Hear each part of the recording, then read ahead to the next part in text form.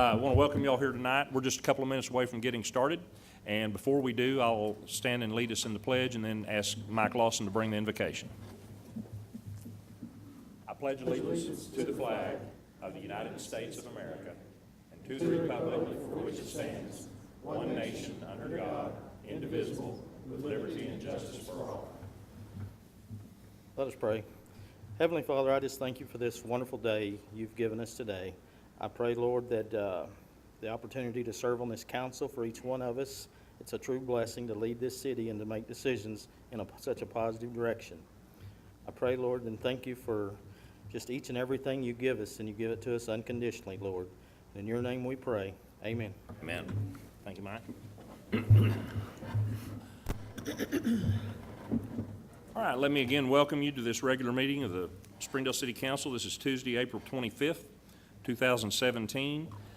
We do have large print agendas. Chief Peters holding them up there if that would be helpful to anyone. Thank you, Chief. And we'll start things off by asking Rose to call the roll. Mayor Sprouse? Here. Rick Culver? Here. Jeff Watson? Here. Mike Overton? Here. Colby Fulfer? Here. Mike Lawson? Here. Rick Evans? Here. Jim Reed? Here. Kathy Jaycox? Here. All right, thank you. We'll start, before we go to item 5, we'll do item 4, which makes sense, doesn't it? So let's have the Economic Development Report and have Scott come. Thank you, Mayor Sprouse. I passed out copies of the first quarter's Economic Development Report, and it has been quite a busy first quarter for the city. You'll notice I have listed some of the projects and prospects that we've worked on and the number that we have in the first quarter. Also, you'll notice that on our business retention and expansion visits, we've had visits with just over 20 of our manufacturers in the first quarter. And some of the ongoing projects that are listed: Imperial Coffee and Vending, which is building their new complex just north of Newlywed Foods on Highway 265. It's very close to opening sometime in May. We expect them to be occupying the building. Sam's Club, of course, on the west side of town. It's scheduled to open on May 25th, I believe. And Freddy's Frozen Custard and Steak Burgers out on Sunset going west, I believe, opened today. I had lunch there. It was good. Very good. You bet. We do have, and many of you may have, or you should have received an invitation for the groundbreaking that is scheduled for Thursday at the new hotel development out on 48th Street. That'll be at 1:15, and if you come, you can park just across the street in the Convention Center parking lot for that. So that'll be an exciting event for us, again, on Thursday at 1:15. On the second page, you'll see that the sales tax receipts have still showing an increase. The March 2017 sales tax receipts were 17.8% higher than March of 2016's. And as you'll see, the unemployment data, Springdale still one of the state's leaders, if not the leader in the state, according to the Department of Workforce Services. The unemployment rate for Springdale in February was 2.8%, and the state rate's running around 3.6%. On our workforce efforts, we do have a consultant coming in May. Our next step, we're addressing the need for diesel technicians and mechanics in the region, and we're working on areas where we could partner with businesses and the schools to help bridge that gap. And also our second annual ACES Academy, which is the Academy for Career Educators in Springdale, that's scheduled for June. So a lot going on. Good things happening. So if there's any questions, let me know. If not, thank you very much. Anybody got anything for Scott? All right, thanks, Scott. Thank you, sir. All right, we're at item 5, comments from our citizens. This is the time the council sets aside each council meeting to hear from residents that would like to address an item that's not on tonight's agenda. Anything on tonight's agenda, you'll have an opportunity to speak to when that item comes up. So is there anyone that would like to address the council concerning something that's not on the agenda tonight? Yes, sir. Come right on up. We just ask that you come to the microphone, clearly state your name and address, and again, please keep your comments brief and know that we won't be addressing any of this tonight. Thank you. I'm Audrey Stroud. I own a rental property in Springdale and going through a problem with the city of Springdale on code Okay, sir. enforcement. Can you give us the address of that property, please? 713 Young Street. Okay. I was sick at the time. They mailed me a certified letter. They never attempted to call me or nothing. Gave me 7 days to clean it up. I went by there and checked it about 4 days later, and the people that lived there in my rental property had cleaned the yard and so forth. The city sent me a bill on the 7th day for $900 and something for doing work at the house. They took pictures of the back of my house, went through the yard, and took pictures of the back patio and all kinds of stuff, which was invading the privacy of my renters as far as I was concerned. And I don't appreciate that, and I pleaded not guilty to a ticket that I had issued to me by Springdale, because if I came to the city council meeting, they was gonna put a lien on my property for this $900 something. Well, I don't want a lien on my property. This letter told me that I should come to this council meeting tonight, so that's why I'm here. Is the lien on tonight's agenda? No, since a ticket was issued into district court, we're not pursuing the lien. Okay. It'll be handled through district court. And I will be going to court. Okay. So, All right. Thank you. anyway, I feel like you need to really look at your code enforcement officials, talk to them, get them to communicate. They never made any attempts to call me. I tried to call the office 3 different times. They never answered the phone. Anytime I called, left a number for me to call back. I never got any contact from them. Went down to get the ticket. The enforcement lady that's over the office or whatever, I don't know who she is. Her last name is Marshall, I think. She never spoke to me. Wagner. Do what, sir? Wagner? Wagner or whatever it is. Mhm. But anyway, she never spoke to me in any way, form, or fashion. The lady was really nice there, the receptionist. And I explained to her, you know, they went into the backyard in my house in Springdale, through the gate in the backyard, under the patio, picked up a chair and a plastic container. The chair was where my renters used to sit down when they came home work of the evening, and they had a drinking water deal there alongside of it. Throw them in the trash evidently, because I sent them pictures of what they did. And What was the date of that happened, do you know? I'm not for sure. I'd have to look and Okay. see. I but it tell you was- what, sir, if, now obviously this is in court and I'm not gonna Yes, discuss sir. the merits That's fine. of the actual, but if you feel like, we were disrespectful in any way or anything like that, I'd be happy to meet with you and hear what you have to say, and then I can address that. I'm going to if- go to court. If I need to. And I'm not happy Well, with I'm the talking way- about the other. I mean, and it can be I'm after you go to unhappy court with or the however way you the want to code do it. enforcement people handled the situation. Okay. Well, I'll be It's- happy to It's discuss just- that with you. Well, the thing I was disappointed with, I never got a call from these folks. I've Right. got a phone, and my renters know what my phone number is. Well, those are the kind of things, if I can hear from you on that and get more explanation, then I'll be happy to try and address that, and make sure we're doing what we're doing right. Okay? Okay. Okay. Thank you, sir. Thank you. We appreciate it. You have something you need to get back to him there? Yeah, I was gonna pass it around. Was it March 9th? Yeah, March 9th. Okay. March 9th of 17 is when he got the citation. All right.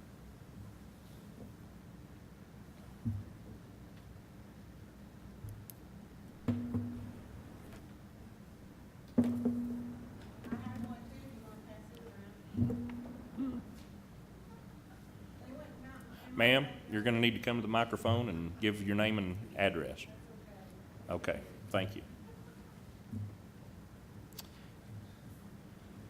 All right, any other comments? Let's go in court, I don't need to look at it.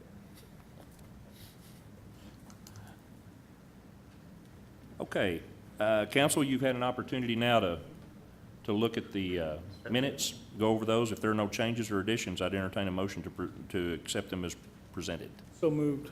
Second. Okay, we have a motion and a second. Any other word? If not, I'm sorry. All those in favor say aye. Aye.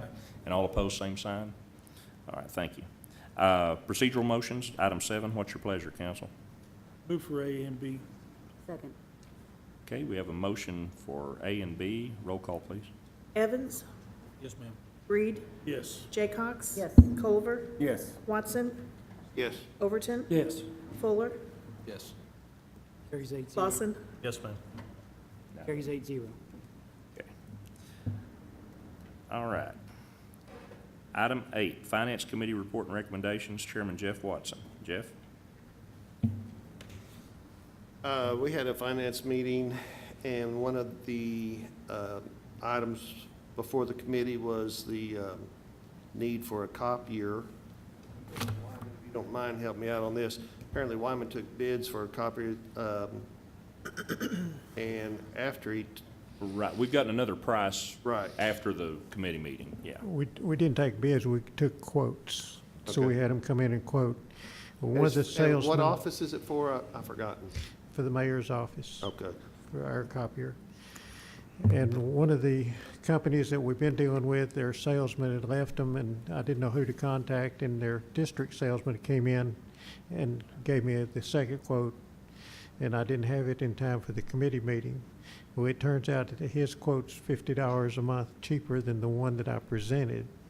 And he does have they do have several copying machines with the city, and they have good maintenance history. So we presented resolution number 1 at the committee meeting, but I'd like to suggest that we switch to resolution 2 to save another $50 a month. And we have, we're using this corporate business systems right now? Correct. They have the copiers all the copiers in the police department, and they've had them for a couple of years now. So the point is that we had recommended the first resolution to come to council, but after we had the committee meeting, the second quote came in that was cheaper, so I just told Wyman just to prepare 2 resolutions, so it's up to the council on which resolution it wants to address. Move for resolution 2. Second one? I don't know if we Will ran out of time. somebody read that, please? Resolution authorizing the execution of a copier and printer lease agreement with Corporate Business Systems. Okay, that's the resolution. We have a motion and a second. Is there further discussion? Questions? Anyone? Reed, Yes. Jaycox, Yes. Culver, Yes. Watson, Yes. Overton, Yes. Fulfer, Yes. Lawson, Yes, ma'am. Evans, Yes, ma'am. Carries 8-0. Second item brought by the Finance Committee is a resolution expressing the intent of the City of Springdale, Arkansas to establish and assess a video service provider fee from Ozarks Go LLC pursuant to the Arkansas Video Service Act and Arkansas Code annotated section 23-19-206. That resolution was also forwarded by the committee with a recommendation for approval. It has to do with franchise for Ozarks Go for providing video service. Move the resolution pass. Second. Okay, we have a motion and a second. Any further questions or discussion? Anyone in the audience? Okay, Rose? Jaycox, Yes. Culver, Yes. Watson, Yes? Overton, Yes. Fulfer, Yes. Lawson, Yes, ma'am. Evans, Yes, ma'am. Reed, Yes. Carries 8-0. The third item brought by the Finance Committee is a resolution authorizing the grant of a water sewer easement to the Springdale Water and Sewer Commission across property owned by the City of Springdale, Arkansas, Lot 11, Springdale Industrial Park 2, Phase 3, Springdale, Washington County, Arkansas. This is a easement across property owned by the city on the east side of town. It's at the end of, I forgot, the end of Ford Street or Turnbull. Turnbow. Turnbow. Yes. This resolution was forwarded by the committee with recommendation for approval. Is that not where we're going to build the fire tower? So this provides service to that area. It'll be run along the edge of that property. Resolution be adopted. Second. Okay, any further questions or comments? Anyone? Okay, Rose? Culver, Yes. Watson, Yes. Overton, Yes. Fulfer, Yes. Lawson, Yes, ma'am. Evans, Yes, ma'am. Reed, Yes. Jaycox, Yes. Carries 8-0. Fourth item and I'm a little confused, to help me remember, but I'll go ahead and read the resolution. A resolution authorizing the grant of a water sewer easement to the City of Springdale Water and Sewer Commission across property owned by the City of Springdale, Arkansas, parcel number 815-274-68000, Springdale, Washington County, Arkansas. One of these is up by the bridge closer to 265. That's Oh, by yeah, the yeah, rodeo Yeah, ground. yeah, yeah. It's- Right. Move the There's a- resolution pass. Second. Okay, thank you. We've got a motion and a second. Any further questions or discussion? Hearing none. Anyone in the audience? Okay, Rose? Watson, Yes. Overton, Yes. Fulfer, Yes. Lawson, Yes, ma'am. Evans, Reed, Yes. Jaycox, Yes. Culver, Yes. Carries 8-0. The fifth item forwarded by the committee is a resolution authorizing the mayor and the city clerk to enter into a lease agreement with Beaver Watershed Alliance on property owned by the city of Springdale. This lease agreement has to do with Rabbit's Foot Lodge, and the mayor can speak to this if he would like to, but the resolution was forwarded with recommendation for approval. Move the resolution pass. Okay, we have a motion and a second. Any other I want to point out, John Pennington's here, and Beaver Watershed Alliance, if there are any further questions. I think it's a great fit, and Mayor, you might explain what the monthly lease is going to be to the watershed and how much area around Rabbit's Foot Lodge comes with the lease? the lease will be for the lodge itself, $1,000 a month. Beaver Watershed Alliance will be responsible for utilities. The city will continue to mow the grounds around the lodge as we do now. The city will continue to be responsible for routine maintenance, and but you will insure your contents and pay all utilities. So, How about security, Doug? Are we going to be responsible for security? the security system will remain in place. Does the lease address that, Wyman? I don't remember. Our security system, I can go back and look at it. John, do you remember having any discussions about that?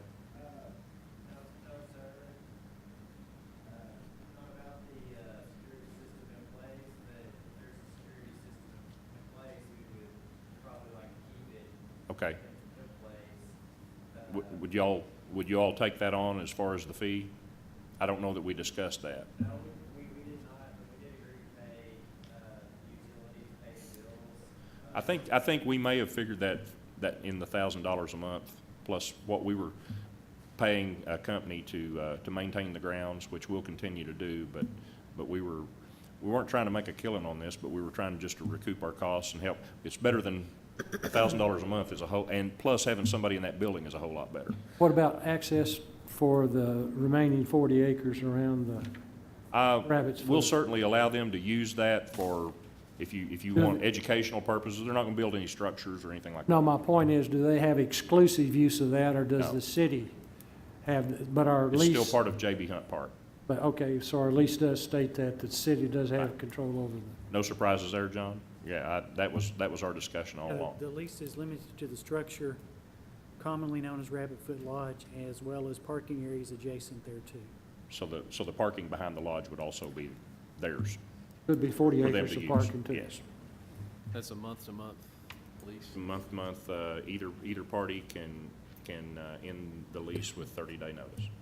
And Mayor, might want to have him explain exactly what the Beaver Watershed Alliance is. Why don't you, that'd be a great opportunity for you there, John.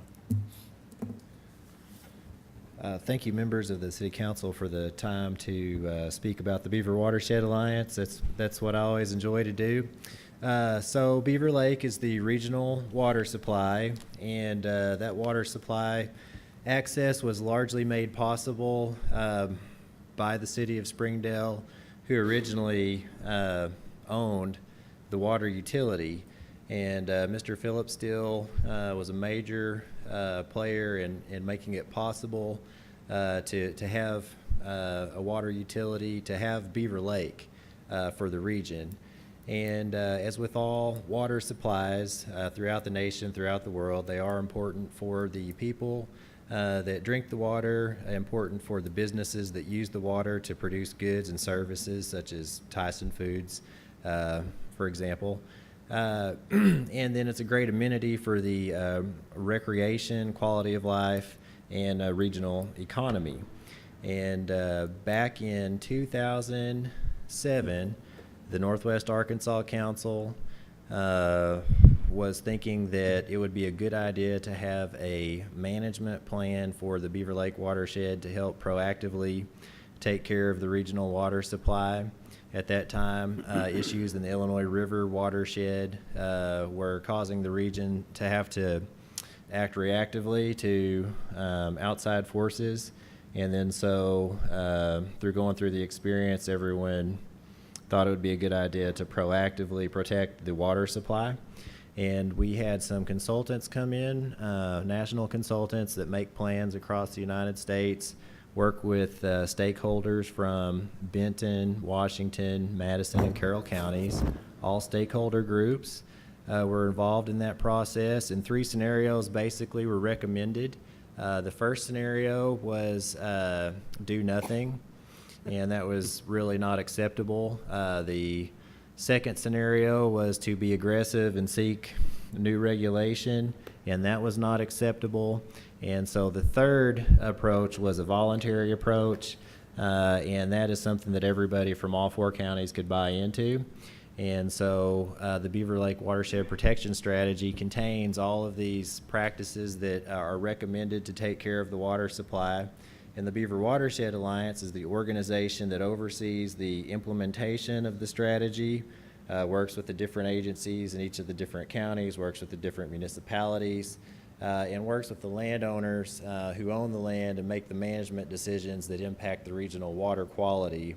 And so through outreach and education, reaching out to landowners to let them know what the good things are that they can do, not only for water quality, but for their land management, providing educational programs for people to come to so they can learn how to do these things, and doing the research that's necessary to fill in the gaps of existing information regarding issues affecting water quality, and then knowing how to prioritize the limited dollars that there are to do the most impactful projects to benefit the region. What impact do you have on the individual property owners? Do you tell them what they can and cannot do in the watershed? Oh, absolutely. No, we like to work with people. We enjoy working with landowners, and so a voluntary approach to watershed protection is to reach out to landowners with a newsletter. We tell the landowners in the newsletter. We communicate with them about what the best management practices for water quality are, what the issues affecting water quality are, and make it known to them that if they would like assistance with these issues, they can reach out to us. We'll come out and visit them at their property and basically serve as a free consultant for the landowner. So you're a consultant agency. You don't enforce the federal Clean Water Act. Yeah, we are all voluntary. We work with existing. Do you have an enforcement function? Oh, no enforcement. It's all voluntary. It's all outreach and education. And And was this all part of the, what was it, the phosphorus levels in Illinois? Was that the problem that we had? yeah, so the Illinois River, the state of Oklahoma sued the state of Arkansas, 17 companies over phosphorus in the Illinois River watershed.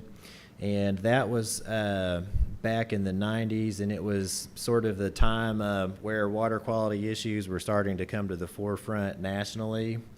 And then so with us being a prosperous, growing region here with a lot of potential to achieve, helping to ensure that that continues and doesn't get derailed by some sort of unforeseen issue affecting water quality was the intent of the strategy, and then the organization to oversee its voluntary implementation. I want to say also that because of the work of the folks like the Beaver Watershed Alliance and the Illinois River Watershed Partnership, along with our industry, being proactive, we've made tremendous improvements in the watershed. We're in the Illinois River watershed in Springdale, so thank you for locating in the Illinois River watershed, because we get the inflow, the benefit of Beaver Lake, but then we send it on down the Illinois River. So both watersheds are of vital importance to Springdale, and I wanted to ask you one thing, and I asked this question today because I had a meeting with the Northwest Arkansas Land Trust, and this question came up because some of your work, stream bank restoration, and which really helps landowners protect their property. And I would assume that you can work with other organizations to help secure grants. Oh, sure. Okay. And currently, we do have a large grant. It's probably, if not the largest, it's the second largest federal grant for water quality improvement that was brought to the Beaver Lake watershed. And that was a concerted effort of 19 different organizations working together, with Northwest Arkansas Land Trust being one, the Watershed Conservation Resource Center, Arkansas Farm Bureau, Natural Resource Conservation Service, Extension Service, County Conservation District. Okay. Anything else? All right. Thank you, John. Thank you. Okay. Did we get a motion in a second? Yes. Okay. Any other questions or comments? Anyone in the audience? Okay, Rose? Overton, Yes. Wolfer, Yes. Lawson, Yes, ma'am. Evans, Yes, ma'am. Reed, Yes. Jaycox, Yes. Culver, Yes. Watson. Yes. Carries 8-0. All right, thank you. John, welcome to Springdale. Look forward to working with you all. Thank you. All right. Planning, Commission report and recommendations. Patsy Christie, Director of Planning.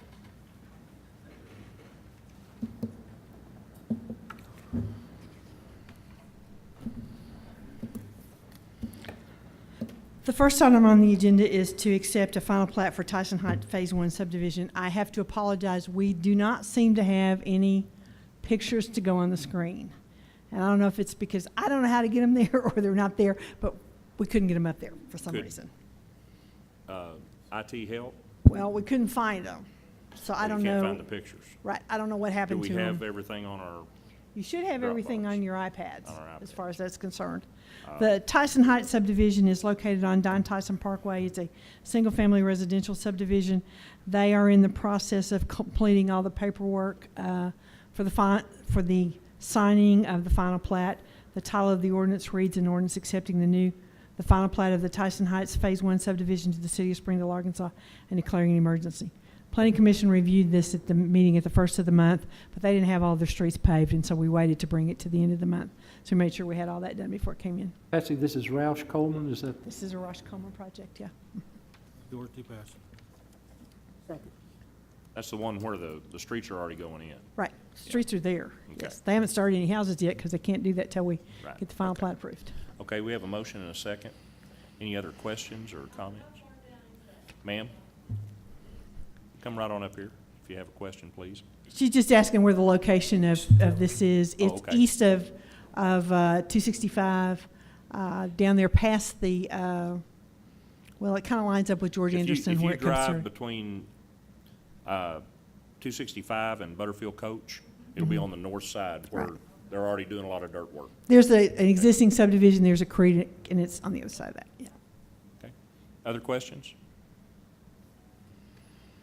Okay, Rose? Wolfer, Yes. Lawson, Yes, ma'am. Evans, Yes, ma'am. Reed, Yes. Jaycox, Yes. Culver, Yes. Watson, Yes. Overton. Yes. Emergency clause be adopted. Second.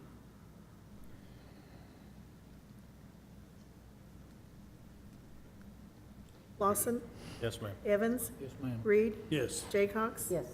Culver, Yes. Watson, Yes. Overton, Yes. Fulfer. Yes. Both the ordinance emergency clause carry 8-0.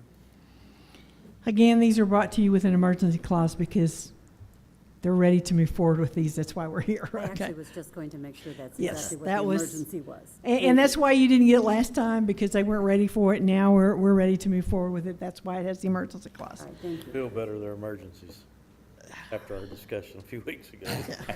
Okay.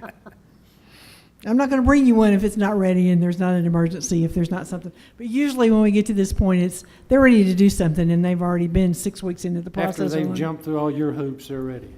After they've jumped through all the hoops Your that you hoops. adopted, They've jumped through their yes, hoops and we that's got- exactly correct. That you covered up with your proposal to us. Yeah, we understand. No problem. Just so we're all on the same page, we Yeah, know where we're yeah, going. You bet. The next item is a rezoning of 7.9 acres located at 155 Oak Grove Road and 5144 Harbor Avenue. The request is to rezone the property from Plan Unit Development PUD, Agricultural District A1, and Low Medium Density Single Family Residential SF2 to General Commercial District C2.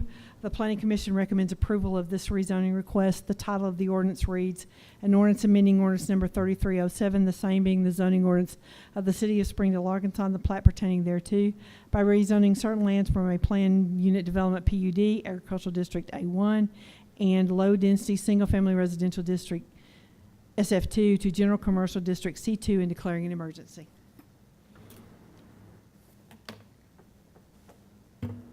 I'll move the ordinance to pass. Got a motion? We can't talk about it if we don't get this far, gentlemen. Thank you. Got a motion and a second. I know there will be some discussion on this. Council, do you want to start? Do you want to go ahead and open it up to the audience? However y'all want to proceed. Let's hear from the audience and the Okay. presenter.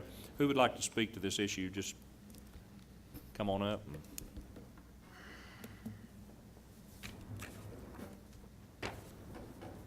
Hi, I'm Jim Thomas. My mother is in the audience here. She's Maxine Thomas, lives at 255 Oak Grove Road.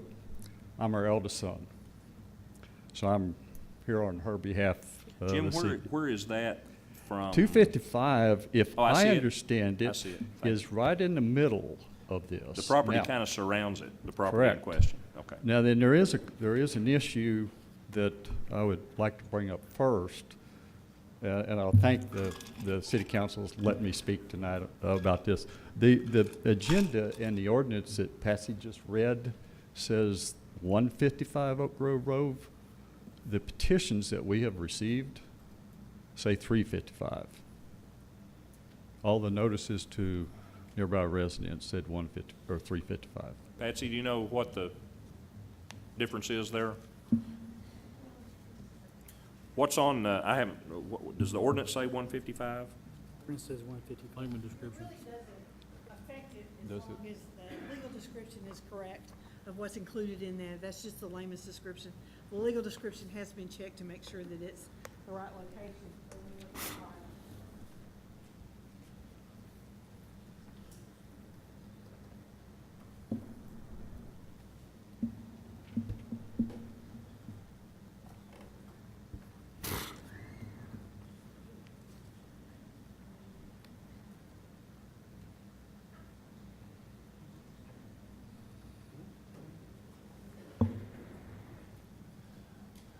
The layman's description has the Harbor address and the Oak Grove address. The application indicates 355 Oak Grove and 5084 Harbor Avenue.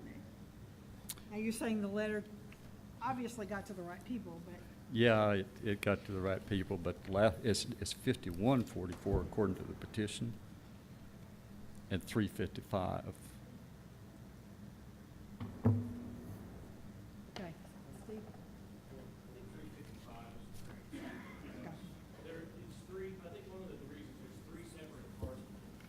Come up here, I'm please. seeing if I can find a back door to this. Okay.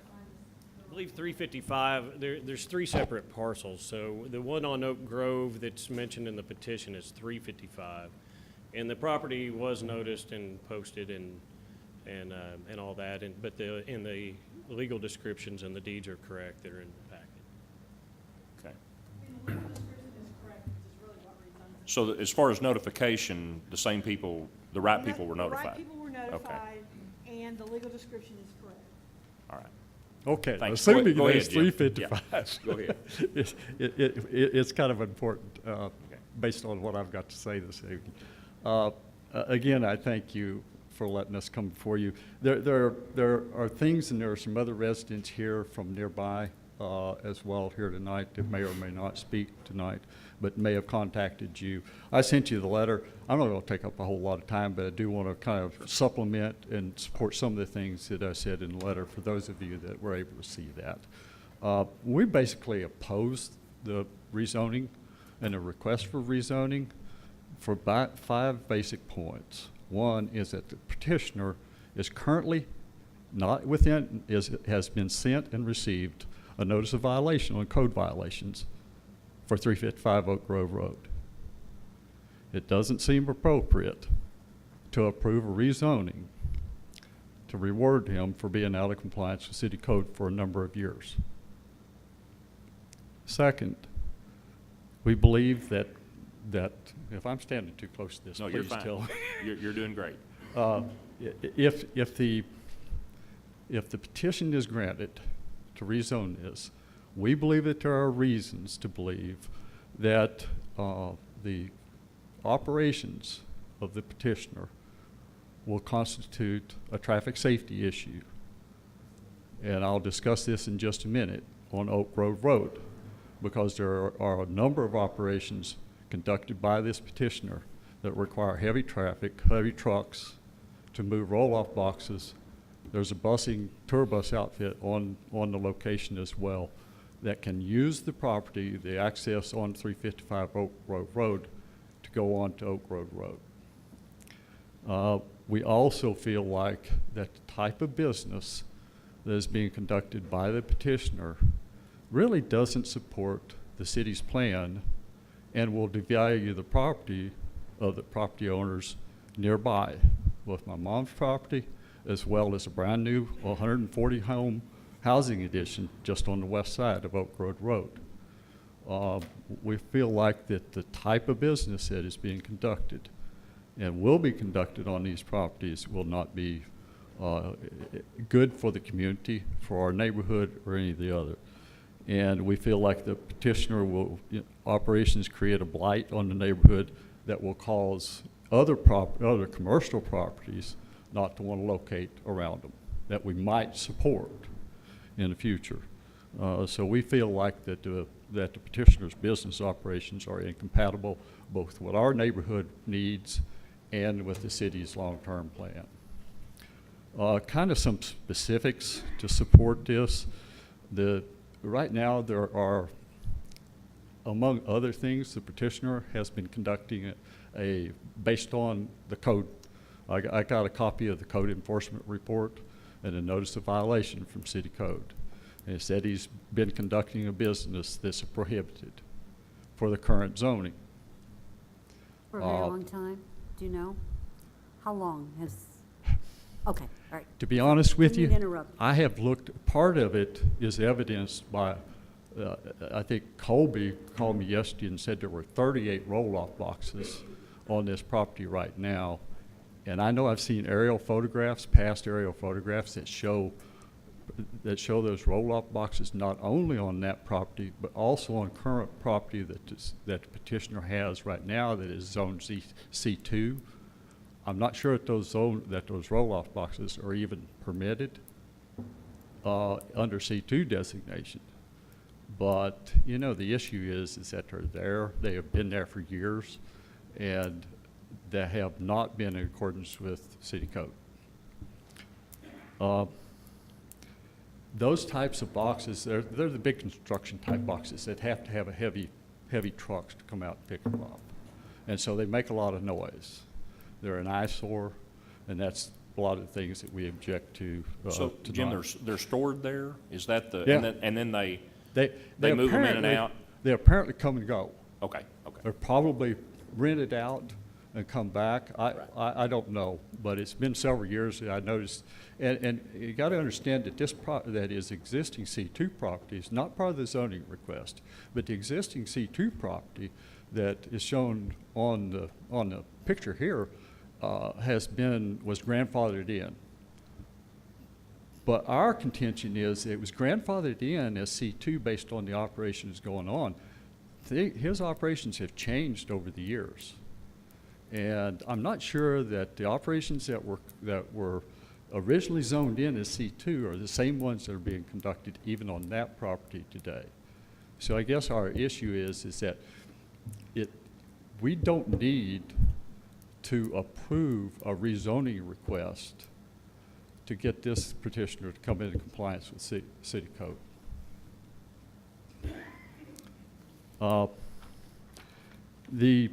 As I said, there are a lot of heavy semi-trucks that come in and out of there.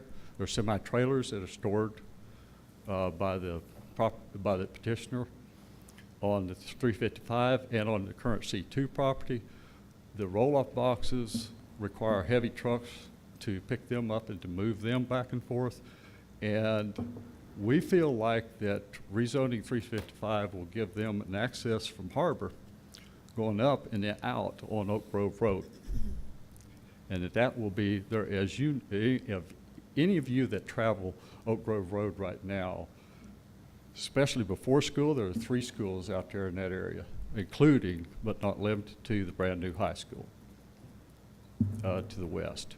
And there are school buses going up and down through that before and after school, in addition to commuter traffic. Okay, I know that the city plans on 56th Street being completed to relieve some of that traffic, but it's not going to relieve all of the traffic. This is a local street, and it's in a housing neighborhood right now. If this is approved, we feel like that there will be an immediate traffic safety issue for high school, I mean for students as well as other commuters, because all the addition to heavy truck traffic. I sat there at my mom's house this afternoon for about an hour, and I counted the number of dump trucks and other heavy trucks, not counting the school buses that went by, and I counted at least 15 in about a 15 trucks in a 30-minute period. This is about 3:30 to 4:30, so it's about the time that the school buses are going out.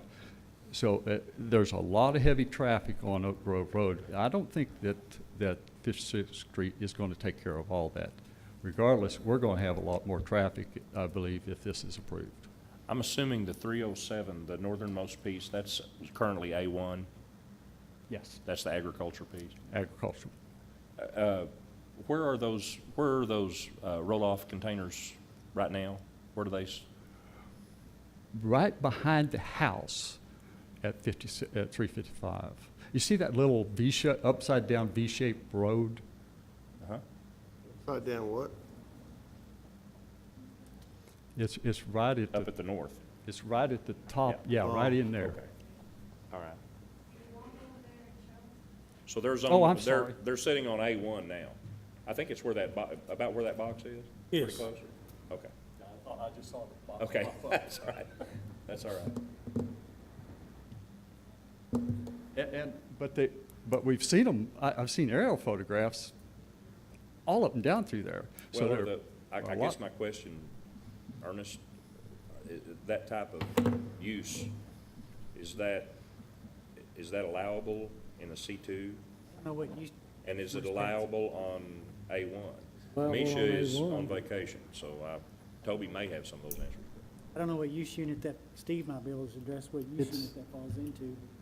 I can maybe address some of those issues for Patsy. Okay.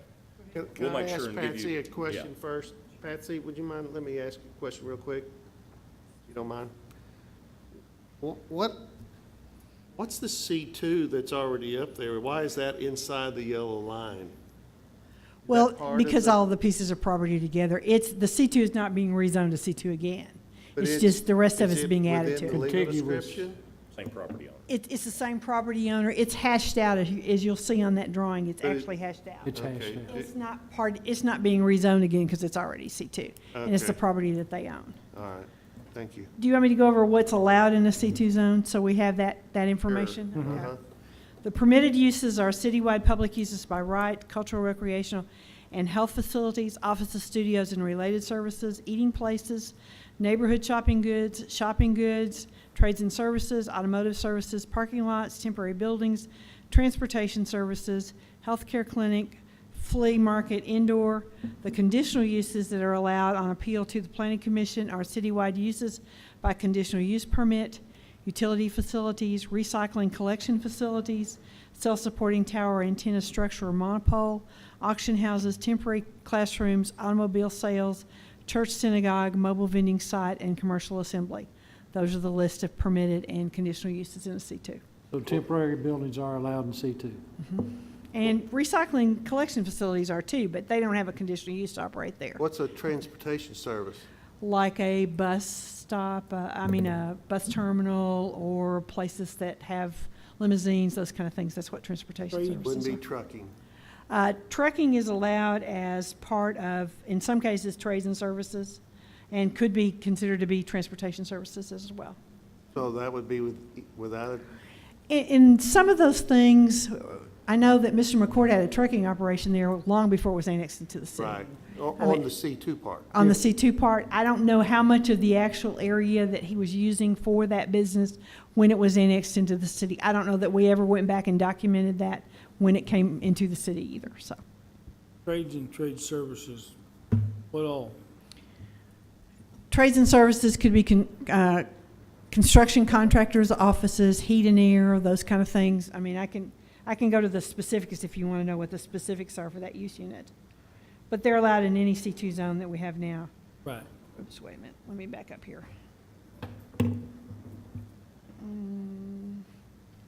Use unit 21.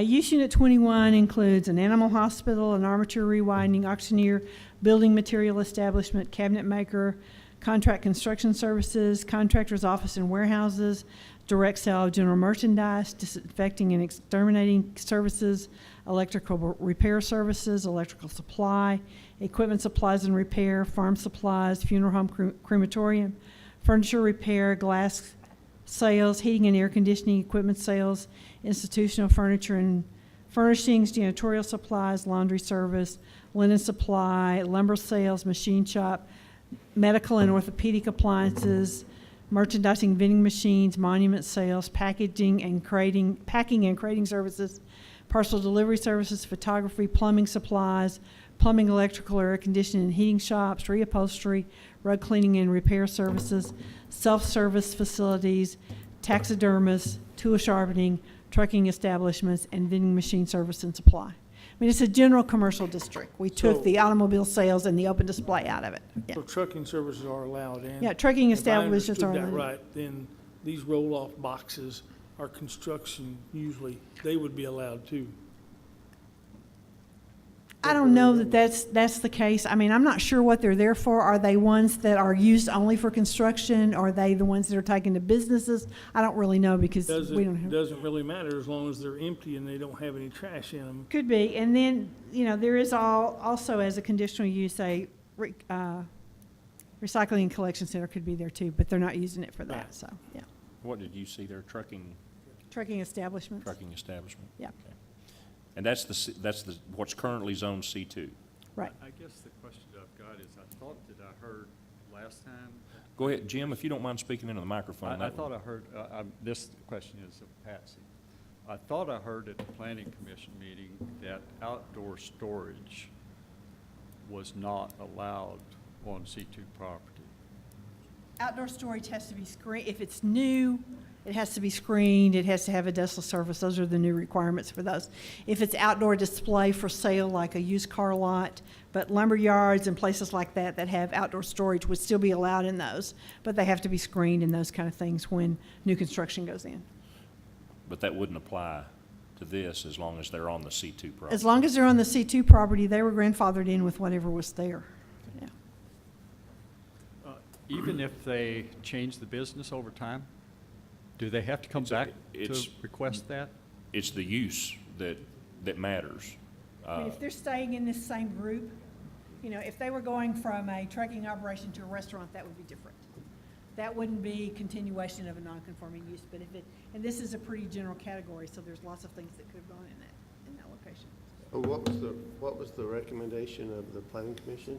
Planning Commission recommends approval of the rezoning. If you look at the city's land use plan, we show all of this area from Oak Grove Road to 48th Street to be commercial in the future. So it's in keeping with the comprehensive land use plan too.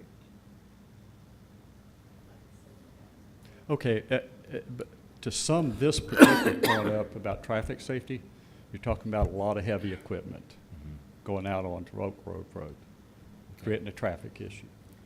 Traffic safety and the access in and out of vehicles, both delivery and large trucks and stuff, that's all handled when you do a large scale.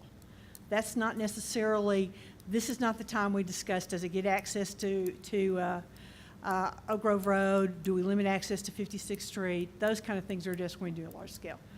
Right now, we're looking at what is the highest and best use of this piece of property, and their request is for it to be a commercial use. And that's the question before them. Patsy, there doesn't have to be a large scale though at all, right? If they do not expand, non-conforming use cannot be expanded more than 30%, and to expand it, the planning commission has to approve that non-conforming use. If they don't do anything like that, nothing has to happen. If they want to build something new, then we have to go through large scale. Only time they have to do large scale though is if they're building something. If they're building something new, correct. If they wanted to leave it like it is right now with the dumpsters, roll-off boxes and everything on it, there wouldn't be a large scale.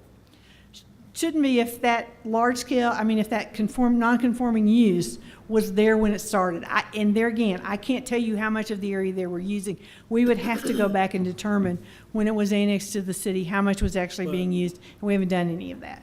On the dumpsters, just using those, they're not a non-conforming use. If you rezone it to C2, okay, then they'll be allowed. They would be allowed as part of that in the area that's outside the C2, yes. Yeah.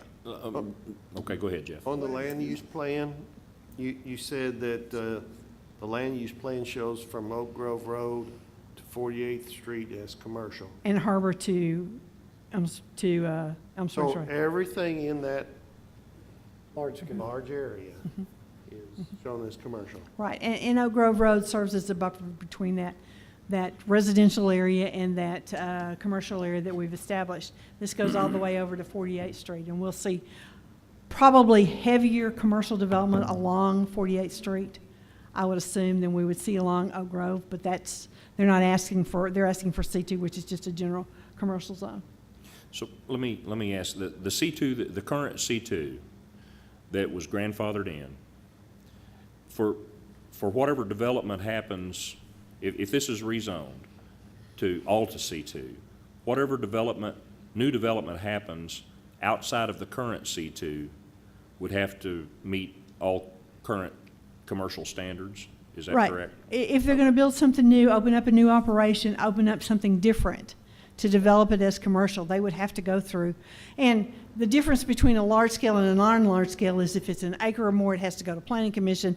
If it's less than an acre, it comes to the staff, but it's the same requirements. You don't get lesser requirements just because you go to non-large scale. It just keeps you from having to go through that process. Again, though, if they don't build anything, If they don't build anything, it can continue like it is today.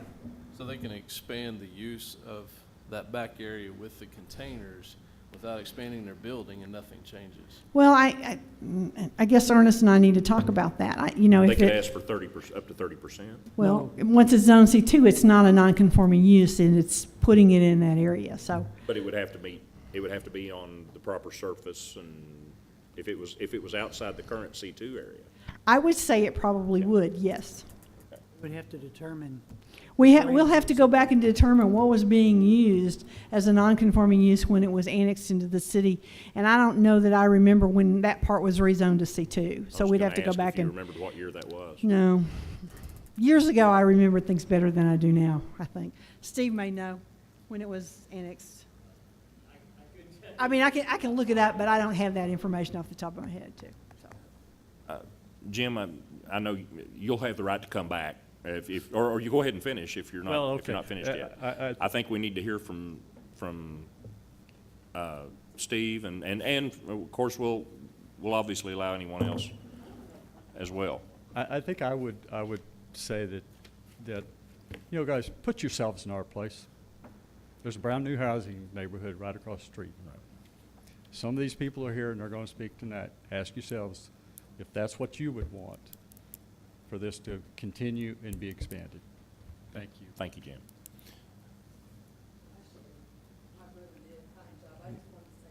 Okay. Come right on up. We want to Marilyn get it Yeomans. all on TV. Okay. I'm Marilyn Yeomans, and I'm also Maxine Thomas's daughter. And I talked to Misha Wagner, and she acted like that they were not in code. So, you know, we're having some conflicts here. Well, I on don't know what those violations were. Yeah, So I don't we're- either. and they She could- actually They could had- be a broad range of things. So I don't know that, I don't know how relevant it is, first of all. I understand, but I don't know what those violations were. Okay. Well, she had some police come out and talk to my mom, so. Okay, thank you. I'm Steve Lyle here on behalf of the petitioner. I may be able to clear some of this up. We're not here asking for an up or down vote to keep the storage containers or expand the storage containers. That's an enforcement issue, and that's ongoing. After the Planning Commission meeting, when the neighbors addressed, you know, with the same comments that we've heard tonight, Misha was there and was very proactive and got out there the next day. And what you're seeing here is all along Harbor Avenue forever. You know, before that was annexed in the city, you had all kinds of businesses out there, and you still do. You had a trucking company, there was a painting company, there was all kinds of stuff with no zoning. And so my client has a total now, he owns a C2 property, which we had rezoned. That was grandfathered in as a trucking company. We got that rezoned. It's a hodgepodge of zoning now with the PUD, the SF2, and the A1. So, Mr. McCord, like most people, whether it's not a rezoning issue, it's when you've been grandfathered in and you have A1 property, most people don't know what the limits are of what they can do with their property. And that's true here. So what we are actively working with Misha, to the extent that has been an expanded use, we're trying to identify that. We don't know. On the A1 property, then code enforcement says you have to roll that back. You have to reel that back in. And when we talked about this with the Planning Commission, I have a hard time, I know it's hard to convince the neighbors of this, but going forward, when you start talking about, you know, you don't want that to expand and be a bigger use, the rezoning we have in front of you tonight actually helps that situation. When you have commercial property next to residential, if it's developed, you have to do screening, you have to do paving, you're gonna have to have a large-scale development on the access issues. And right now, the way it is with it, an A1 with a grandfather clause, it's this ambiguous thing that the Springdale Code doesn't like. It says in there, we don't want non-conforming uses. If the property's being used in a way, we wanted to bring it under the zoning so that we have clearly defined development standards and all the requirements that go with that. And Ernest and Patsy and I talk about these all the time on different properties when you're going back and looking at Google Earth to see what was there before and, you know, how many years it was there and how long it's expanding. We're not here to say that, for you to say, oh, this is great, we want you to expand it. That's not the intent tonight. The intent tonight is a long-term planning issue. It's, let's get all this hodgepodge of zoning consistent, not just consistent with the current uses or the future uses, but with the city's land use plan, because you've got 48th Street developing and rezoning and C5 and higher commercial on the backside of this. So this is a consistent planning decision, and it's in keeping with the plan. It's not an approval of the current use or an expansion of that current use. That's being addressed, and that's going to be addressed regardless of the decision tonight by the code enforcement folks, and we're actively talking about that right now. So again, we just asked for you it was a unanimous decision by the Planning Commission. The Planning Department didn't have any issues because as a planning issue, there's not a concern. As a current use issue, yes, and code enforcement is addressing that. We're trying to, and we will cooperate with, we have to. You know, if you have a code violation, ultimately you have to fix it. And that's what we plan to do if there is one, when we see the extent of anything. But Steve, if we tonight make that a C2, okay? All of it. Is there a code violation still? I don't know the answer to that because, and this, it's not that it's because, but here's the point, is if there is, it may be grandfathered in anyway. It doesn't, if you turn it down, it doesn't mean that they have to go and get all those boxes off there. The code enforcement issue is the same. Whether you approve this or not, if you, the code enforcement people will go see to the extent that those boxes were grandfathered in or whether they weren't, and we have to come into compliance whether it's A1 or C2. Right. And so that's going to be the issue. So if you think about what's there now, before they could put in any more space, if you rezone at C2, before they could put anything else out there, then they would have to come into compliance with all the C2 ordinances, which are a lot more strenuous than the A1 for sure. I mean, right now you could put a turkey house out there theoretically, but, so going forward, there'll be a lot more requirements. Patsy, on, for C2 property, budding residential, does that not have to be an 8-foot fence?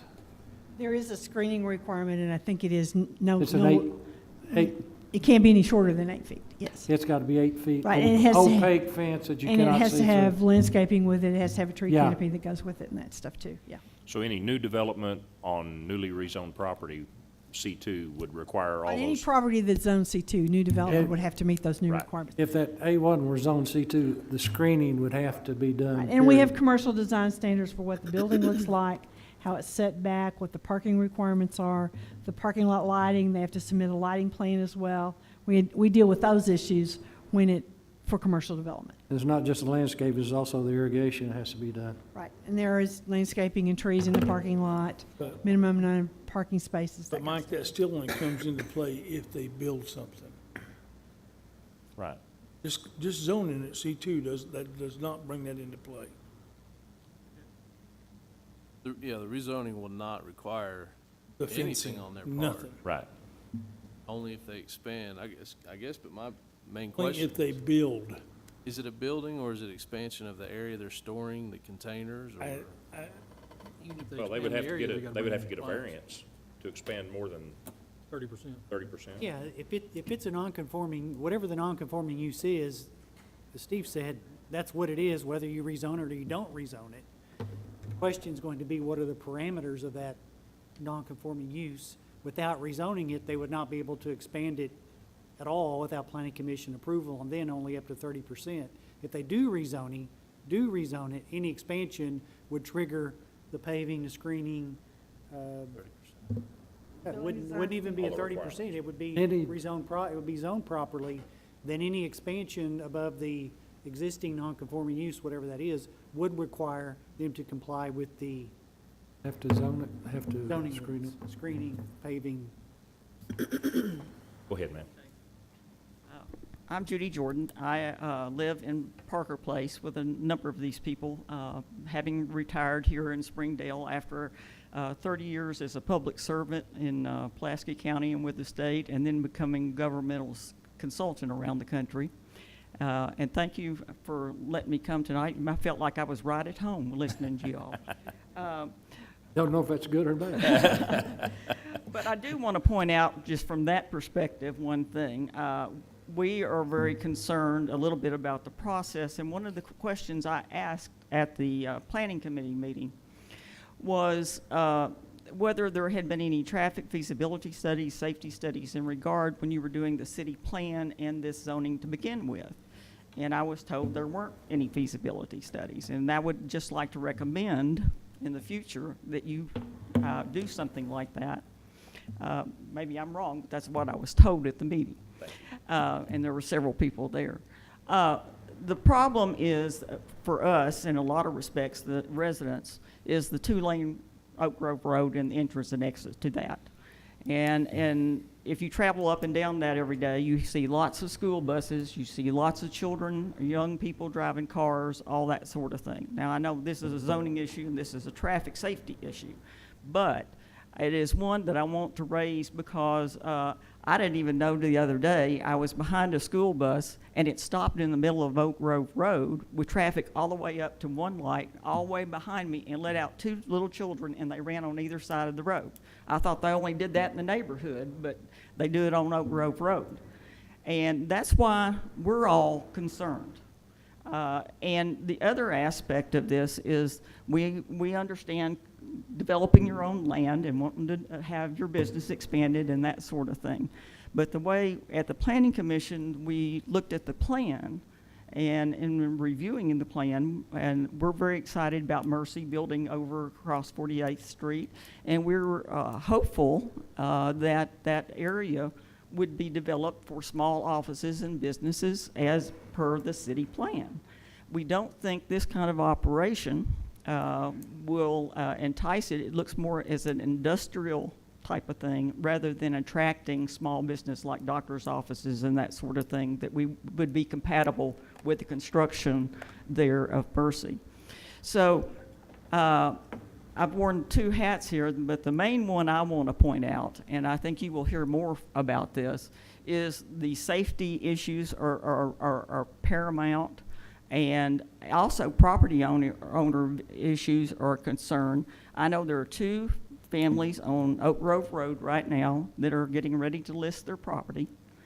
They've been there almost all their lives, and they're going to be very concerned about the resale of that property.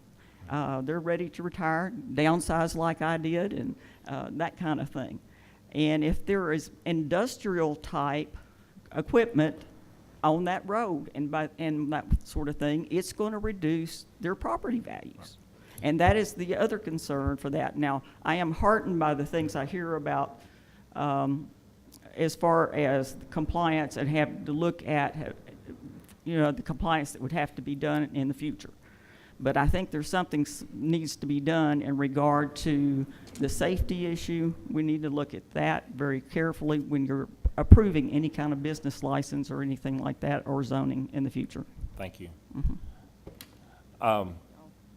Just a reminder, and I think, seems like we say this a lot, but the rezoning is not about a specific use. Well, you mentioned some, and I know you know that, and probably everyone in the room does, but you mentioned Mercy and some of the things going on over there that we all see as positives. Well, this rezoning could still lead to that, right? To that type of use. It's whatever's allowed in that use. So, and it is a broad category. C2 is a broad category. But I think the market eventually drives what develops. So. I just wanted to address the issue of traffic studies and that kind of stuff. I mean, when we put the land use plan together and the master street plan together, these streets are designated as collectors. We recognize that it's going to create a traffic issue, and it has to be addressed as development occurs. We don't require traffic studies on those until we have development that's going to occur. I mean, Walmart did one on Elm Springs Road. That's how we got the signal widened out to the point it is. When development occurs, those kind of issues will address there. It's on the master street plan as a collector street. It's not on the CIP program to be done anytime soon, but we've always recognized the need that street's going to have to be wider as development occurs. And when that development occurs, that developer will be required to widen his portion of the street, and if the impact is significant enough, we may have to have off-site improvements done at that time. But that's usually done when we have the development proposal there, not as a question of rezoning. This sounds like a perfect time for a shameless plug for a possible 2018 bond issue, and I'm confident that the council, high on the council's priority list for road improvements, if approved, would be 56th Street, built through to Elm Springs Road. So We have more trails. now I know that was shameless, but yeah. The other side, real quick, is where the part that's on Oak Grove here, if they were to develop it, the only part of Oak Grove they have to improve is the part that touches their land. It's true. Which I think is. Unless there is a determination that off-site improvements need to be made because of safety issues, and we've looked at that. And there are some places where you have to do some additional because of the impact. A lot of times that'll keep people from accessing it with certain kind of equipment so they don't have to do anymore. That's how we handle some of those issues too. The Collector Street being on that was in place when that subdivision went in. I mean, it didn't just happen in the last couple, it's been on the plan for, well, I've been here 20 years and it's probably been here 20 years, yeah. I've had a lot of conversations with the people that live in that area, and, I think one of the things to consider, as I think the mayor kind of hit on this a little bit, is one of the comments that was made is we'd like for there to be something ancillary to the new hospital over there. The only way for that to happen is for it to be rezoned C2. And it's not as a developer to come in to say we want to buy this property, but only if it gets zoned properly. That's going to have to happen. And I know that the property owner doesn't have to state what the use or what their intentions are, but it may be something that eased people's minds. If they thought this was going to expand into a large industrial-looking business, I think they would be objectionable to that. But with the development of that area, it seems like the intentions might be something that would ease their minds. Well, the answer is, this is a reaction to the development, the rezoning and the potential development you're seeing on 48th Street.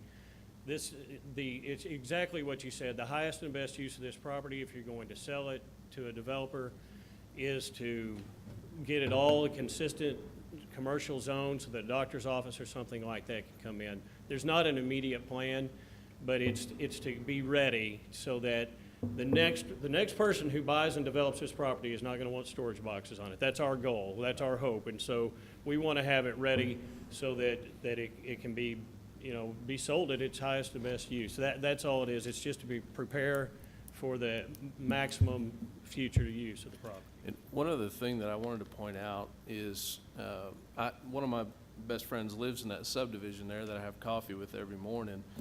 And at the end of the day, I told him if I lived there, I would rather this be zoned C2, because what the effect of this is going to be, if we rejected the rezoning tonight, that's not going to cease the operations that are not what you deem pleasant.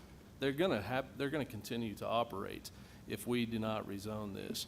If we do rezone it, there's an opportunity, whether they are looking to expand somewhat, you'll have the fencing with the 8-foot requirement, and at least it'll look much better. Part of the paved driveway area, and probably new entrances onto that property, which would be more appealing, I would think, to the people that live there, or the intention that they do sell it to a developer that has commercial interest there. And I think not granting this is just going to allow the current operations that you consider not pleasant to continue. They're not going to stop if we don't rezone this. They're going to keep happening. And so if I live there, I would want this rezoned so that a developer could come in, or upgrading the property there. But at the same time, that is in our ward. Come on. I've talked to Go ahead, Jim. I'm I've sorry. talked to many people also, and emails and texts and phone calls that have asked us to vote against this. At the same time, I've drove through the properties, I'm sure you have, but I do think that this is probably more for getting ready to sell this property. I don't know that. Sure. But I have their concerns on my heart about as far as more traffic on Oak Grove Road, because we call it a street, it's still nothing but a country road we put asphalt on. But, I think that zoning it as a C2 has a better chance of getting that road fixed. Yes, ma'am. Hi, I'm Stacy Schleisman. I live at 648 Caroline Clare in Parker Place. I just have a few questions. Now, it's zoned A1, correct? Is that what it is right now? The northernmost piece is A1. And then Okay, so it's the only one that's not labeled. So when you're grandfathered in, you're just allowed to operate how it was before, Come in- correct? It would be a non-conforming use, and as long Okay. as you don't change anything, Right. as far as expansion, or now you can change specific, a business name could change, or even a business type, as long as it still fit within the same category, same use category as what was there when it was So he's not annexed in. required to follow any certain ordinances? There's nothing that, like if you're saying he's zone C2, if that's allowed, then if I'm hearing correctly, only if he adds on or expands is what would be surrounded by the screening, not anything else that's already there? I think, I'm gonna let the city Well, attorney answer that, because Whatever the parameters of the non-conforming use are, would be Right. allowed to continue, whether they rezone it or they don't rezone it. Okay, so basically, it could still be exactly like it is, that what the property that's already being used will stay the same regardless. Whatever the parameters of the non-conforming use are, Right. I don't know what those are. So it's not gonna really change anything. And Is that's that correct? regardless if it's rezoned or not. So it's not helping us, But right now, he's out of compliance and been issued. and we're gonna deal with that, so, okay. We'll so- deal with that Why not regardless. postpone this until you Yeah. get some compliance? because it's not a zoning question. Code compliance is not a zoning question. I understand. This is about zoning a piece of property in accordance with I a understand the long-range land use plan for the highest and best use, that property owner has a right to ask for their property to be rezoned to the highest and best use, especially when it complies with our land use plan. But I have a problem with it being out of compliance and then turning around and being rewarded. And that for will, being that will in have to be compliance. dealt That's with, what- Yeah, that will have to be dealt with either way. Problems with. I think That will have to that be might dealt with be either way. a lot of them, you know, As long as we all understand that. Yeah. Yeah, because, you know, as a second grade teacher, you're expecting these students to follow this, and if they don't follow certain rules, they're not rewarded. I think, And to me, it almost seems like as a has been reward. mentioned, Correct. the code compliance will be required either way. Right. I think actually it strengthens, as has been, the case has been made, that in most ways it actually strengthens our ability, at least on the property that's not zone C2.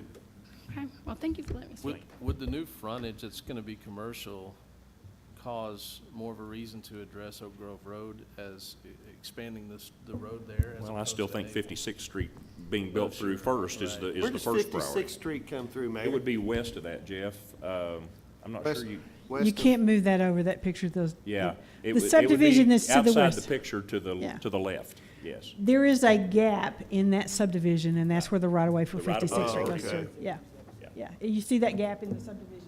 That's what Up- it is. Upper left quarter. And that would reduce traffic tremendously. On Oak On Grove Oak Road. Grove Road. right. Another Another plug for the, commercial. another plug for the Another sales tax shameless right there. plug For the zone, for the bond issue next year.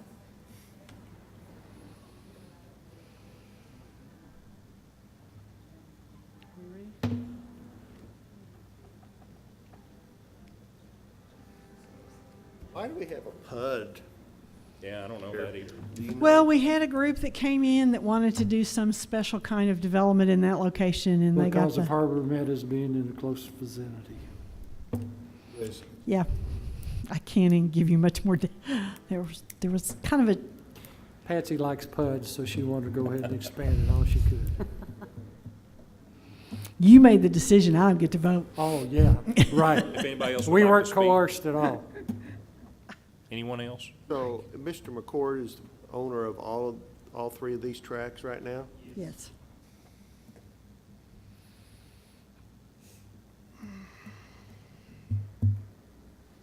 So Misha's addressing the compliance issues.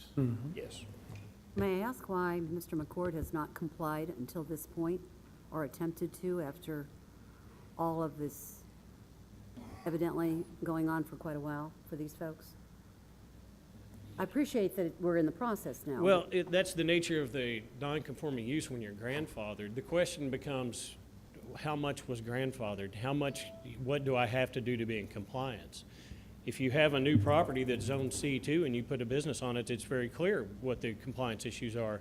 If you have a property that was not part of the city and had some existing uses and then was brought into the city, and then over a long period of time, people started saying, hey, wait a minute, that's not the way it used to be. We have to go back and figure out to what extent that was grandfathered in and to what extent it wasn't. And there's a dialogue that takes place. We try to agree on it and see if we can figure that out.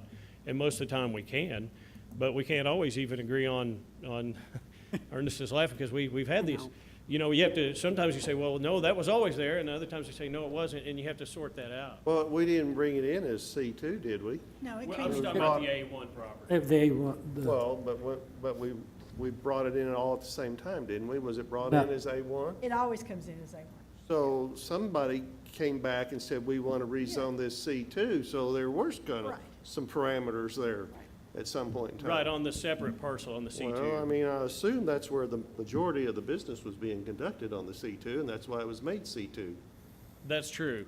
Yes, and so the issues that we're talking about with Misha now, there's a question, how long has it been going on? You know, we're talking about on the A1 property. I know. How long has it been going on? You know, is it, how much have you expanded? When did you expand? That's what we're trying to get sorted out now. But again, I mean, if there's I know, it's if a you're out of different compliance, issue. you have to comply. I ultimately. understand. Yeah. Thank you. And we do have a lot better way of looking at that because we have aerial photography that goes back several many years that we didn't used to have. And so it's quite interesting to see when you look at year to year or every 2 or 3 years, you can see what's going on.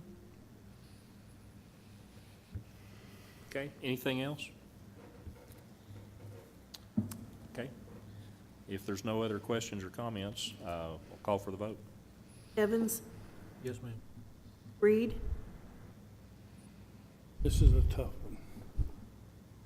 But because of the fact that it's just zoning, I'm gonna say yes. Jaycox, Yes. Culver, Yes. Watson, Yes. Overton, Yes. Fulfer, Yes. Lawson. Yes, ma'am. Carries 8-0. It has an emergency clause. What would be the emergency? Steve, what's the emergency? Okay, so let's, So if we, I mean, it. if we don't have a motion for an emergency, then it'll Take effect in 60 days. take effect 60 or in 60 30? days. 60. 60. Used to be 30, it's now 60. Oh, must have taken a nap. Okay? No motion? If not, we'll move on. Okay? Patsy? Okay, the next one is a request to rezone 1.95 acres located at its lots 9 and 10 of Jack Strait First Edition from an A1 district to a low, medium density, single-family residential district, SF2. Planning Commission recommends approval of the rezoning request. The title of the ordinance reads, an ordinance amending ordinance number 3307, the same being the zoning ordinance of the city of Springdale, Arkansas, and the plat pertaining thereto by rezoning certain lands from agricultural district A1 to low, medium density, single-family residential district, SF2, and declaring an emergency. The order do pass. Second. All right, we have a motion and a second. Any questions or comments on this one? Does anybody in the audience need to speak to this? Okay. Reed, Yes. Jaycox, Yes. Culver, Yes. Watson, Yes. Overton, Yes. Fulfer, Yes. Lawson, Yes, ma'am. Evans, Yes, ma'am. Move the emergency clause be adopted. Second.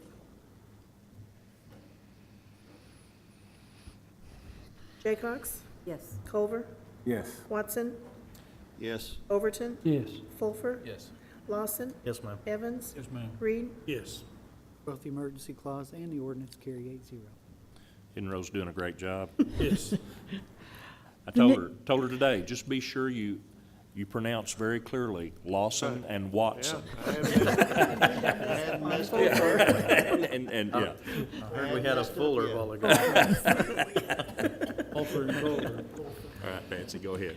The next request is to rezone 2.5 acres located at 3810 Butterfield Coach Road from institutional district P1 to low medium density single-family residential district SF2. Planning Commission reviewed this request and recommends approval. The title of the ordinance reads, an ordinance amending ordinance number 3307, the same being the zoning ordinance of the city of Springdale, Arkansas, and the plat pertaining thereto, by rezoning certain lands from institutional district P1 to low medium density single-family residential district SF2 and declaring an emergency. Move the order do pass. Second. Okay, we have a motion and a second. Any further questions, comments? Anyone in the audience need to speak to this one? All right, Rose? Culver, Yes. Watson, Yes. Overton, Yes. Fulfer, Yes. Lawson, Yes, ma'am. Evans, Yes, ma'am. Reed, Yes. Jaycox, Yes. Move the emergency clause pass. Second. Watson, Yes. Overton, Yes. Fulfer, Yes. Lawson, Yes, ma'am. Evans, Yes, ma'am. Reed, Yes. Jaycox, Yes. Culver, Yes. Both the ordinance emergency clause carry 8-0. I'm not sure why that was much more of an emergency than Mr. I McCord's would was. agree with but- you, Jeff. Well, I know this one is a pending development for it. It was to be developed as a church, and it's going back to not be a church. That one I do know, but we'll move on. The next one is to rezone 3.1 acres located at the southwest corner of Wagon Wheel Road and 49 from Agricultural District A1 to Thoroughfare Commercial District C5. Planning Commission recommends approval of that rezoning request. The title of the ordinance reads, an ordinance amending ordinance number 3307, the same being the zoning ordinance of the city of Springdale, Arkansas, and the plat pertaining thereto, by rezoning certain lands from Agricultural District A1 to Thoroughfare Commercial District C5 and declaring an emergency. Order do pass. Second. Okay, we have a motion and a second. Anyone need to speak to this one? Okay. Overton, Yes. Fulfer, Yes. Lawson, Yes, ma'am. Evans, Yes, ma'am. Reed, Yes. Jaycox, Yes. Culver, Yes. Watson, Yes. Move the emergency clause pass on this one. Wolfer, Yes. Lawson, Yes, ma'am. Evans, ma'am. Reed, Yes. Jaycox, Yes. Culver, Yes. Watson, Yes. Overton, Yes. Both the ordinance emergency clause carry 8-0. The next one is to rezone 5 acres located at 810 and 812 Reef Street from General Commercial District C2 to Light Industrial District I1. Planning Commission recommends approval of this rezoning request. It is an ordinance amending ordinance number 3307, the same being the zoning ordinance of the City of Springdale, Arkansas, and the plat pertaining thereto by rezoning certain lands from General Commercial District C2 to Light Industrial District I1 and declaring emergency. Second. Okay, motion and a second. Further comments or What questions? is that? Is that next to South Coast? Yeah, it's the property The just to corner? the west of, no, it's the property to the west of it that's down. Okay. When you go down Reef Street and it goes into those warehouses, it's those 2 empty lots before you get to it, behind the hotels. Okay. Yeah, that's what it is. And we do have a large scale for one of those. For industrial? Any other questions? Anyone? Lawson, Yes, ma'am. Evans, Yes, ma'am. Reed, Yes. Jaycox, Yes. Culver, Yes. Watson, Yes. Overton, Yes. Fulfer, Yes. Emergency clause be adopted. Second. Evans, Yes, ma'am. Reed, Yes. Jaycox, Yes. Culver, Yes. Watson, Yes. Overton, Yes. Fulfer, Yes. Lawson, Yes, ma'am. Both the ordinance emergency clause carry 8-0. The next ordinance is the amendment to Article 5, Section 20, which is the use unit 17 eating places, where we have identified them as two different, a 17A and a 17B, depending on the type of activities that are going on in each and one of those locations. This originally came from council, went to Planning Commission for a public hearing, and now it's back to you all. The title of the ordinance reads, an ordinance amending Article 5 of the zoning ordinance of the City of Springdale, Arkansas, declaring an emergency and further purposes. Move the ordinance pass. Second. Okay, motion and a second. Further questions?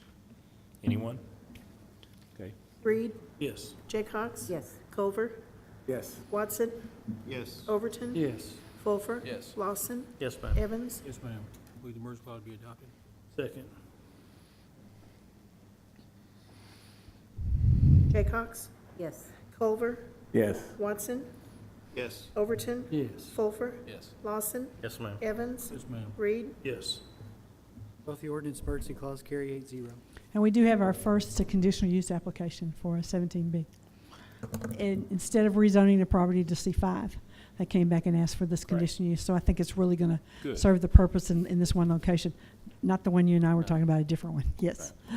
Good. The next item is the resolution waiving the sidewalk improvements in conjunction with the athletic project at the high school that was tabled at the last meeting. Resolution pass. Second. Okay, we have a motion and a second. And, Read the title. No, I didn't yet, but I why will. don't you go ahead, why don't you go ahead and do that? Okay, it's a resolution approving a waiver of street improvements, drainage, curbs, gutters, and sidewalks as set forth in ordinance number 3725 to Springdale School District, Springdale High School Athletic Project in connection with L16-18, a large-scale development plan, and it outlines 4 options. All right, and we still have a motion and a second? I didn't understand the motion.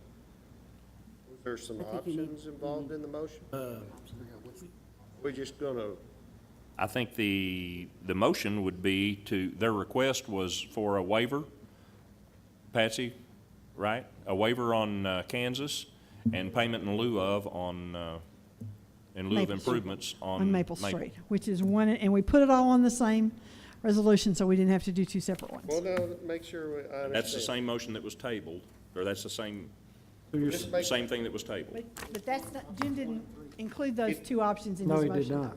Right. So he needs to specify which options he's referring 1 to. and 3. Okay, there you go. 1 and 3, Yes, option 1 and 3. and that's your motion. And that's Kathy's second. Okay. Jared Cleveland is here from the school district, as well as their engineers. I passed out, because we had questions last week, we got with them, and I passed out the estimates, construction estimates for both the 10-foot trail and for the 5-foot sidewalk, which I'm assuming then that the total on the 5-foot sidewalk is what we would be receiving in payment in lieu of. Okay. if the council approves that, And that number's $21,196. correct? Actually, it's the, without the bond. Pardon me? The bond, if you look Without at the the bond. estimate, without the bond, so it's 20,000. 20,976? Oh, okay. Okay. So that would be, you're asking to pay 20,976 in lieu of doing the improvements on Maple, and for a waiver on the sidewalk on Kansas. Jared, would you like to address that? Sure. Especially that sidewalk on I'll Kansas? be happy to. You know, originally when we first started, we asked for the waiver on Maple because it didn't make sense to have to come back and tear it up, because we felt like Kansas was reasonable to build that sidewalk. So I want to do that sidewalk. I've visited with you about that. I think it's a public safety issue and a student safety issue. So if I have money at the end of the job, I'm going to do it at the end of the job. But if not, we're going to do it on our own out of other budgets. I Well, just then can't. why have a waiver then if you're going to do it anyway? Well, I need some time because I don't know if I'm going to have enough money at the end of the job. And to be quite honest, So you'd either do it with money left from the project, or you would have money available in your budget later to yes, do it? very likely out of the maintenance budget. Okay. But I just can't do it in this current school year. We need to wait until it gets all complete. Dr. Cleveland, how is it in the students' best interest for their health and safety to waive sidewalks around the school? How's it in the students' best interest? Well, anytime that you have a sidewalk, it makes sense for the students to use it and get the kids out of the way. I've never claimed that not having sidewalks is not in the best interest of kids or anybody else. The only reason why we asked for a waiver on Maple Street to begin with, Mr. Overton, was because it didn't make sense to spend taxpayer money on building a sidewalk the city's going to come in and tear up anyway. Well, we don't know if we're going to tear it out, and as I understand from the negotiations you had with the mayor, they're talking about doing away with the parking on Maple Street and putting the trail in there. So if that's the case, if you put the sidewalk in on Maple Street, there'd be no reason to disturb it if we're going to go out into the street with the trail. That's not right. We would still have to use How would where we the do that, sidewalk Mayor? is going. If we're going out into the street to put the trail, how would we have to tear out the sidewalk? Because of the room that's there, we would still, their 5-foot sidewalk would still impede on where we're gonna put our 10-foot trail. So the 10-foot trail's going to take up more space than the landscape space plus the parking space that we're going to do away with on Maple Street. Yes, the 10-foot trail will require us to put new curb and gutter out into the existing street. I understand that. To enable to do that with the green space, and then we would have to tear up the 5-foot sidewalk where they would put a 5-foot sidewalk if they were to do that rather than the payment in lieu of. And we don't know when the trail's going to go through. Can't tell you for sure. My hope is it would be within the next 5 years, but Patsy, do you have any insight as far as funding from possible future STPA funds and? Doug, are you saying that we're not going to build any sidewalk or anything along Maple for 5 years? No, I was asked when the trail would go in, when we would build the trail. Well, The okay. Pride of Springdale Trail. We can build that whenever you all want to. Well, why don't we That do it now? section. Well, okay, my question is, and it's a serious one. This is a question about whether or not we take truly understand. the payment in lieu of. And I support that. It's up to this council when we build that 10-foot trail. We can do it now, or we can wait and see if we can get a better price. But their engineers are on the job now, could Right. they not be paying for that design fee that would? Well, it made sense to us. That's why we went to Baldwin and Shell and asked for a price. I'll be frank, the $65,000 price surprised me. I didn't think it would be nearly that high. So if you all want to move forward doing it that way, but that's a different question. I understand, and I do understand Than that. this. I'm just trying to Yeah. ensure that we all understand that, I would love to have the 10-foot trail there tomorrow. and that's an extra $50,000 based on the numbers we're seeing? 45, Except looks there- like 45. Okay, well, I was Yeah. giving you a Looks like cushion. 45, yeah. So, because I'm fine with the payment in lieu of, I'm not a problem with that. It's a matter of putting something there that moves those kids and anybody else that wants to move along that sports complex Right. And on when, Maple, that we've protected them. right, Kathy, and I agree. And Jared, I asked you a question before the meeting, and I gave some wrong information to one of our councilmen today. Okay. About the timing of the opening of what your when you hope to use this facility. The baseball fields, the baseball and softball should be open, should be not really playable, but seated and ready to go in the fall, late But fall. specifically the track. But for the track and the soccer field, we ought to be able to use that track and soccer field in the spring of 18. I assumed it would be the fall of 18, and so it sounds like the spring of 18. So if the council decides we want to move forward, and if we want to have Baldwin and Shell do it, then we'll probably need to make that decision soon, but we don't have to make it tonight unless you All right, just want to. Okay, as long Okay. as it's on the, can we Right. put it on next committee agenda to discuss? Right. Okay. I would assume there's a window of opportunity here if we decide to go with Baldwin and Shell, and we'll need to decide within that window, or we're on our own and we'll do it later. But the payment in lieu of is something that we've done many times, and I think we do, I think we do it almost every time we're asked. So, I'm not, I think we do that where they need sidewalks. excuse me? When we normally do that, it doesn't make sense for the sidewalk. We either need to make, Well, and A my argument commitment. is it doesn't make sense to build this sidewalk if we're gonna build a make a 10-foot trail. commitment to do the trail Right. now. Well, and One or I'd be the other. fine with that. I just wanted to. I think it makes perfect sense to put a sidewalk around a school. I don't think we're arguing that point at this table. And I'm not If arguing they're that not gonna either. put it in, we are. Telling you. If you need us to, Mayor, if you need us to build both sidewalks, we're prepared to do that.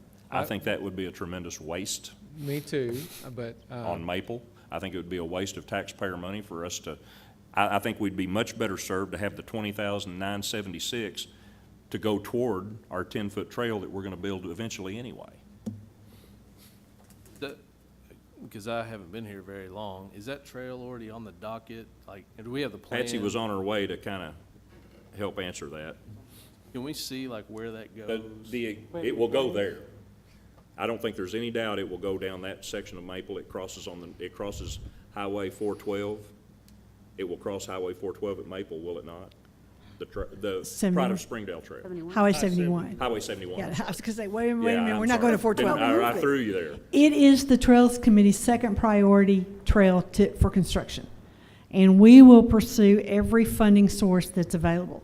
If money is appropriated for the transportation fast or FAST-T or whatever it's called, whenever Washington decides to turn money loose, there will be money that comes to the region, and we will apply for it every time we can. It's an 80-20 match. In the past, we have used that to go to philanthropic groups to see if they would take that package that we put together and match it dollar for dollar. And that's how we put these packages together.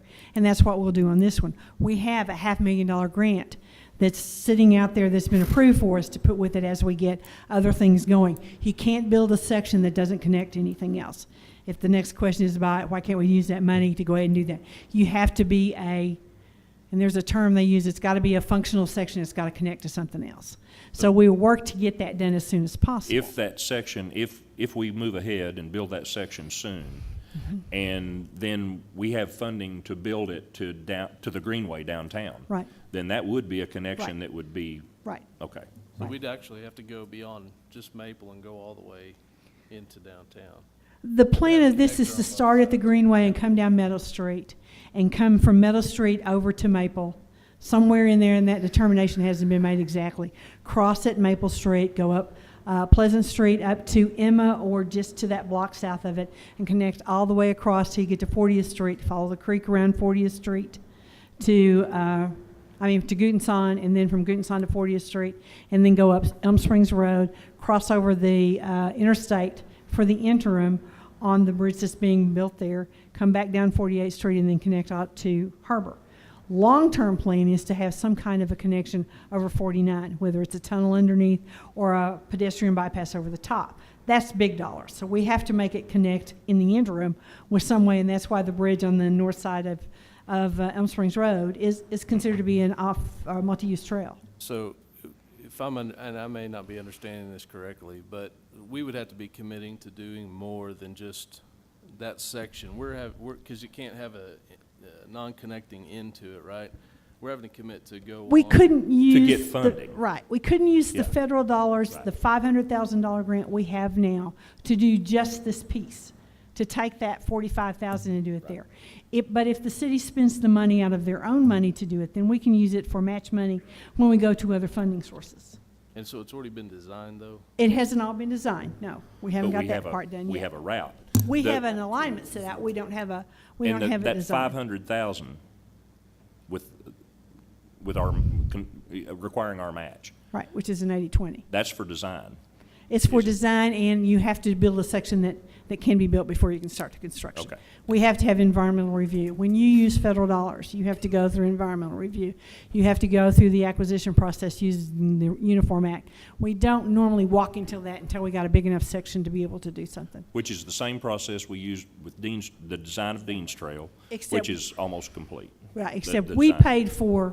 the city paid for all the design of Dean's Trail, but we are allowing that amount of money we spent as part of our match money to get the Walton Family Foundation match and also the TAP money, because we have TAP money for that too. The TAP money's for construction then on Dean's Trail. TAP money is for construction on Dean's Trail, yes. For timetable reference, on that Dean's Trail, what's the timetable from, here's in theory what we want to do, to actually building it? Okay, we are in the acquisition stage of all the easements. As soon as we can certify to the highway department we have all the easements, we're ready to go construction. The design is ready, it's ready to go. We need to have that money committed by September, meaning we need to have a contractor signed up by September. That's the time frame we're on. That will take it from the Jones Center all the way down to Oriole Street, so that you can get a connection at that light to go across to the other side and get to the middle school. The next phase is to do the tunnel underneath 412 and get down to Don Tyson Parkway. We have a tunnel under Don Tyson Parkway. We have to connect to that. That's the next phase. Then the final phase will be from Don Tyson Parkway down to tie into Lake Fayetteville. So we have funding for the first phase. As soon as we get that under construction, then we can go after the second phase. There may be some additional funding in the region that could possibly come to this project. We'll know more in the next 6 to 8 weeks whether it's going to be some more of that. But it could be a substantial time before we actually can build this, since it's got to have another end to it. It can't just be a section. Meaning the piece on Maple? Yeah. That's correct. But I think the issue to talk about is that section needs to have a sidewalk and/or trail. And it goes back to, why build a sidewalk if we know it's going to be a trail and we can save money by doing it now? Build it for what it's going to be used for the athletic facilities that are there, and it ties into the trail in the future.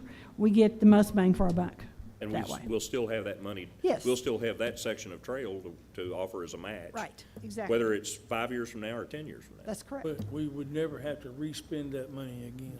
Right, we And the won't have to trail, go in that and tear it section would be out completed. or And then the dowel into the sidewalk for side those of it kids. or do some kind of weird construction method to widen it out to a trail if we go ahead and do that when the construction is done. Patsy, if they were building a 5-foot sidewalk, that would be set off the curb by, Right. what does our ordinance say? How far does it set off the Well, curb?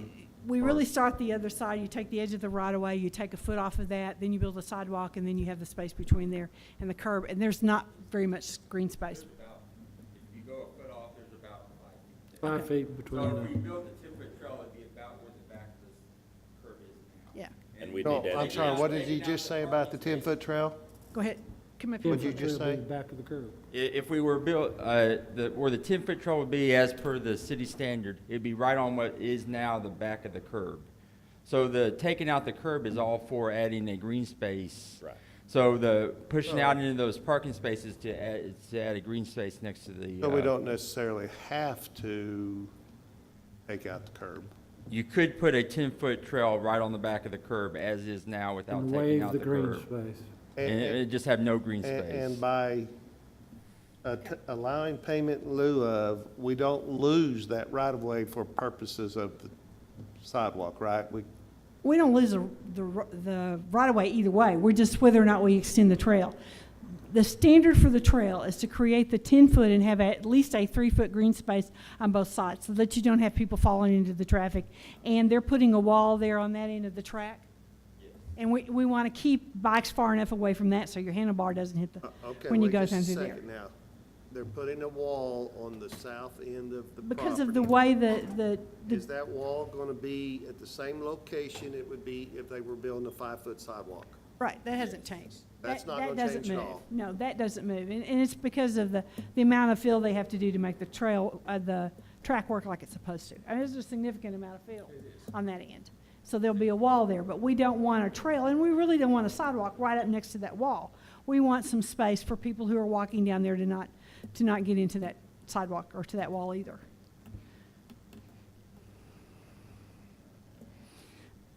But if payment in lieu of improvement is approved, that gives us the opportunity to look at ways of how we can go ahead and get that done, either working with Baldwin and Shell, putting it together in some other method, but at least gives us a method to move forward with it if you determine you want it done in the next year or two, or by the time that the athletic facilities open up.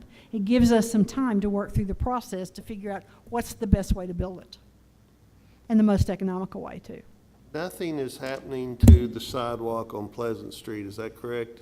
That's correct, until we get ready to do the trail, and then But we'll as- have to take that out. But and as do- of right now, it's left intact. Exactly, exactly. Because it's already there. You can't require them to go back and do a new one because it's already Well, there. I just want to make sure it Yeah. wouldn't be destroyed. No, they're leaving it there. And even the connection that goes on to Maple Street, they're not But it making will any be changes. taken out when the trail's put in. Correct, it'll have to be, but that sidewalk's been there, what?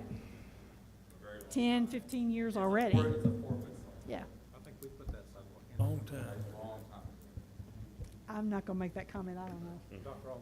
Okay, he probably remembers better than I do, yeah. So the question before us, I mean, if Kathy's suggestion that we discuss how to build the 10-foot, or when, at our next committee meeting, But tonight, the motion is, and a second. Is to for the accept payment in lieu of, yes. From the school district. a waiver. I want to ask one question, and I'm going to ask this respectfully. My biggest concern on the first time we discussed this is that they wouldn't be able to turn any dirt if we did not approve that. And they were able to start. Was there something that worked out with the builder or the developer that he adjusted Well, something? let's do Colby, let's go back through that. Because I'd like to do that. Mr. Overton said something about, when is it not good to build sidewalks around schools? Well, I want to make sure that I get this on the record, because the request was not to put the sidewalk in on Maple Street originally.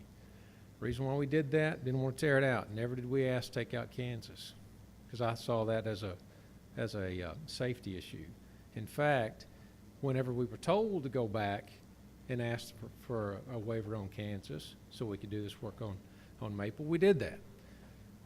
Okay, I left the grading work in there, Mr. Overton, on Kansas, because I was going to build that sidewalk. I'm going to do that. Planned on doing that the whole time, but couldn't stand up here without Dr. Rollins' approval to do it. And I couldn't say that in a public way, okay? I have his approval to do that. I can say that tonight. And I can do that out of another budget later on, very likely with our own people. Now, in regard to your question, we had about a $10,000 swing that I have approval for. He told me when we went, do you know Dr. Rollins?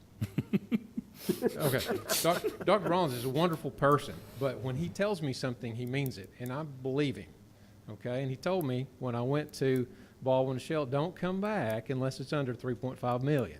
That's all we have with the board. That's all I've told them, and that's what I've told them. That's what they've agreed to, and I can't go back to them and go back to the well. So I was told we've got to stay within the budget.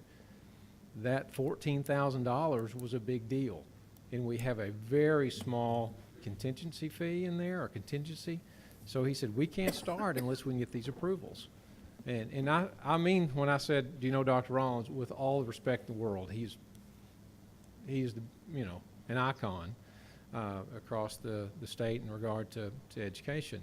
But overall, I was limited, and I didn't have any authority to say anything other. And so I was in that position, and I wanted to make sure that I didn't do anything that wasn't per his approval. Does that make sense? Let me add on to that, Colby, because I'm glad you asked that question. But the next morning, I was on the phone with Jared. I thought we had direction from this council that, and a plan to move forward, that they were going to ask for the waiver on Kansas, and then we would build the sidewalk or the trail on Maple. They needed to be able to show those sidewalks on their plans in order to get their construction started. I felt it was important for their construction to begin because we're having good weather and we want to get it good. This is a project that's also good for our residents, and I don't want to lose that in this conversation. So, and it's good for our park. So we needed to have it shown on the plans, and knowing that he was going to be based largely on the feedback he got at that first council meeting. So he needed to be able to show it on his plans so he could get started, and that's what they've done. And now they've come back and asked for the waiver. I just have one comment. As you know, Mike, I'm a stickler for everything has to be done correctly. So their plans had to show both sidewalks. Really did. And it showed that 5-foot sidewalk along Maple Street, and it showed the 5-foot sidewalk along Kansas Street, and there was nothing to keep them plans from moving forward so they could start work. All of us understanding we were going to be back at the table talking about how we were going to work this out in the future. That's why they got to start, because they did do exactly what we asked them to do, and they had a set of plans. Now, if y'all don't take care of this, in the long run, they can't get a C of O until that's taken care of, or you all take some other action. That's just how the system works. Yeah, and I understand and I appreciate that. But my question, Dr. Cleveland, I appreciate your stance for sure, but if you're already planning on building the sidewalk, why are you asking for a waiver on Kansas? I wasn't asking for a waiver. That's what our resolution says. Okay. Well, let's go back one more time, Mr. Overton. Oh, I know the original situation you were well, going to put it in. And I'm not trying to be disrespectful at all. I understand. But I was told that night to go back, ask for a waiver on Kansas. We went back through the planning commission, did that work, came back, and then were told no again. Okay? So Understand. with all due respect, I did what I was asked to do, and now I'm back to do it again. But, but our resolution before us now specifically states waiving the sidewalk on Kansas. That's waiving the sidewalk on Kansas for this job. For this large scale. He's gonna build it. Large scale. He just may not be able to do it under this large scale development. He's just not gonna do it under this development. It'll be a different budget. I've left the grading, I've left everything. The way our money worked, my former job was doing the finance for the state, Department of Education. And you have different pots of money. You all deal with it, the same way. You got federal money, you got local money. I can't do that particular work out of this particular job. I can do it out of my maintenance budget. Jim knows how this works. At the end of the year, we do summer projects, we budget for that. So there are other pots of money I can do. I just can't do that out of that particular budget. That's all. Any other questions? We've got a motion and a second. And I'll just say this. My biggest issue with it is that we're putting it back on the residents of the city, but in property taxes, you have other people outside of the city from Springdale that are contributing to these projects, which would include the sidewalks and anything else we're asking for waivers on.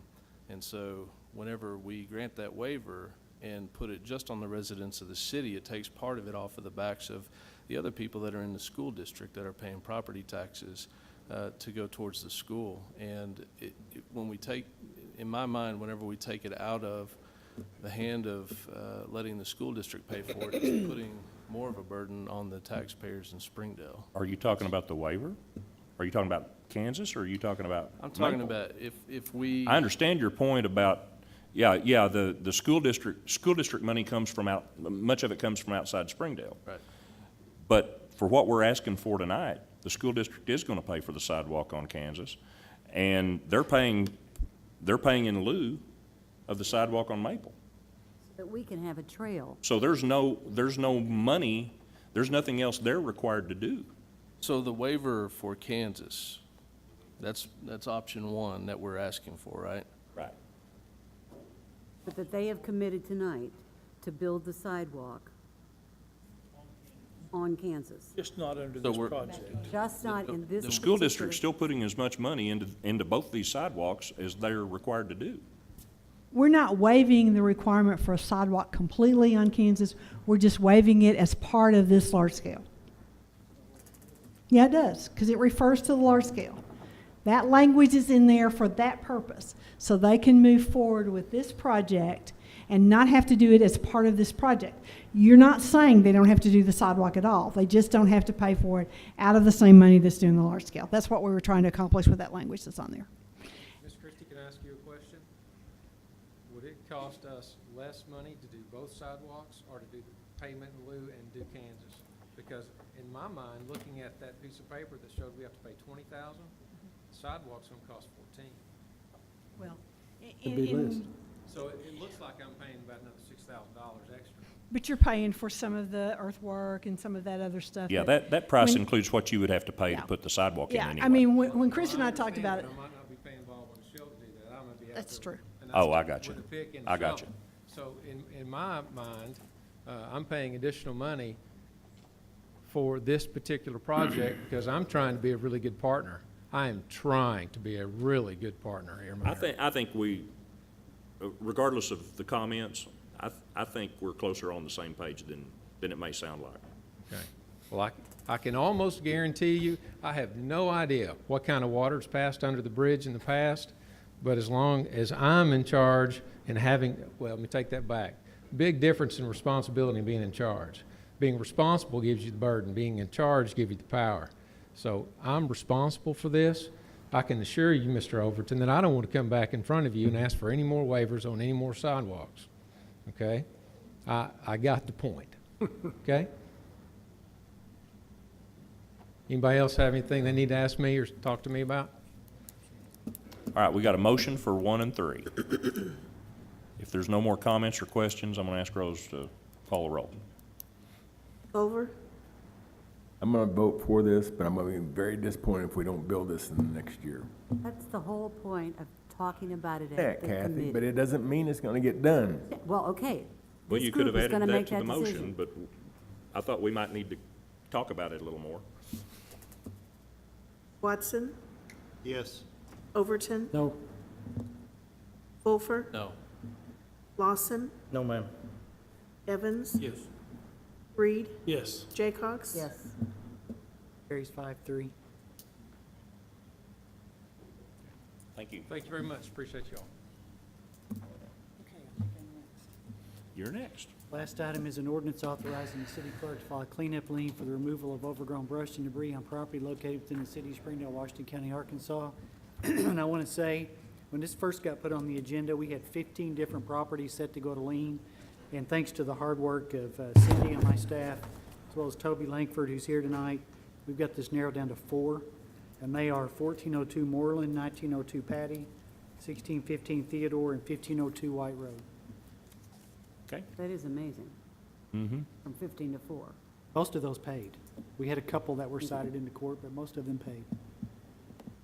Okay, good. don't call her the Mother Move the ordinance. Superior for no reason. You don't call her Cindy the Mother Superior for no reason. True. I move the ordinance pass. Second. Okay, we have a motion and a second. Any other, would anybody in the audience need to speak to any of these properties that are before us?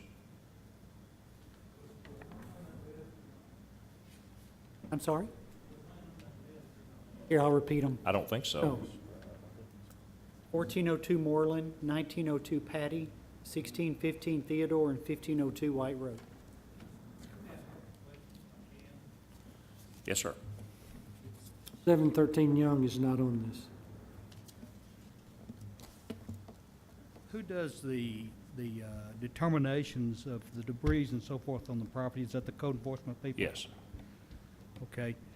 How long do they have to clean these properties, or how long do they have before they file these liens? Well, that's After two they're separate contacted. questions. How long do they have to clean it up? Yeah, before, but, you know, when you contact someone. Yeah. I got a certified letter, okay. I had 7 days to respond. Well, I was hospitalized 4 days of that, but anyway, to make a long story short, what's the city's grace period as far as cleaning the property before you try to put a lien on the property?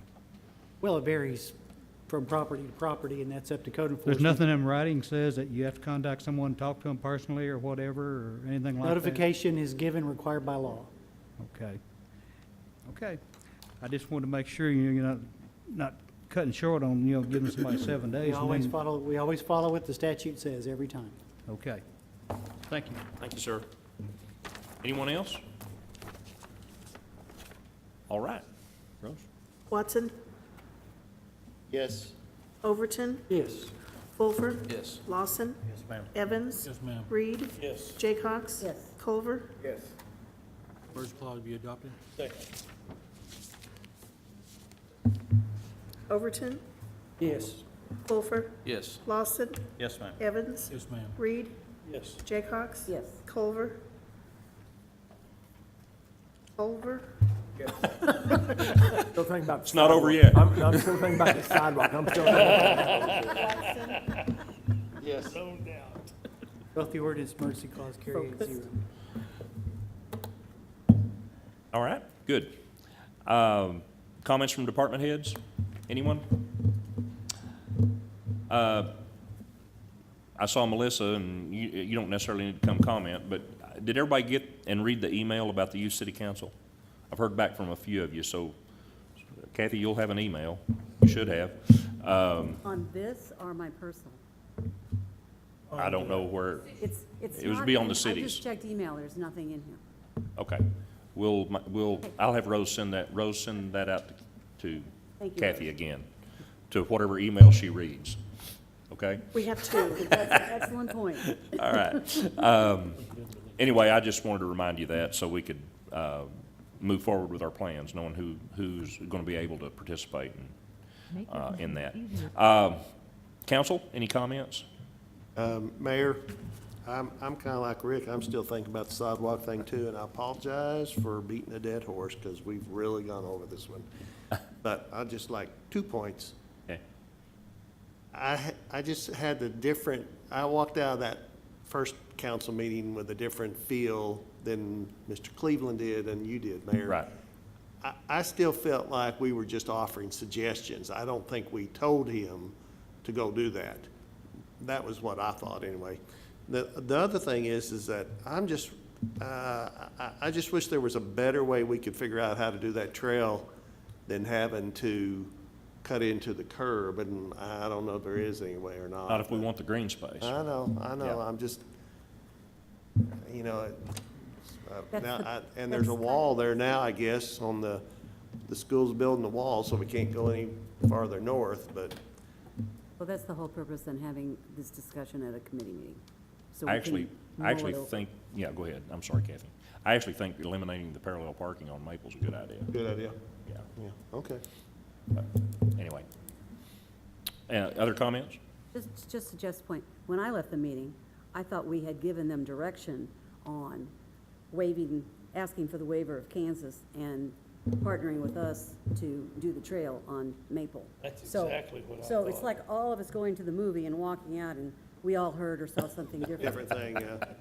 I just thought I'd point out, so mine was exactly what I thought I'd heard from the school. And I think when we give suggestions, I mean, obviously, people, whatever the subject is, people Take it as a direction. take that as Direction. important. Direction. Yeah, I think that's reasonable, so. Doug, once again, she mentioned it earlier in the game, I'm glad about Cal Ripken coming, and I think you. Yeah. And I think that's gonna be great for the city Yeah, department. going to have a regional Cal Ripken tournament in Springdale. That's great news. Several kids here from Southwest. I think everybody here ought to host it, be a host family. So, any comments from our city attorney? No, sir. Nothing from me. We have a motion to adjourn. So moved. Second. All those in favor say aye. Aye. Adjourn. Thank you.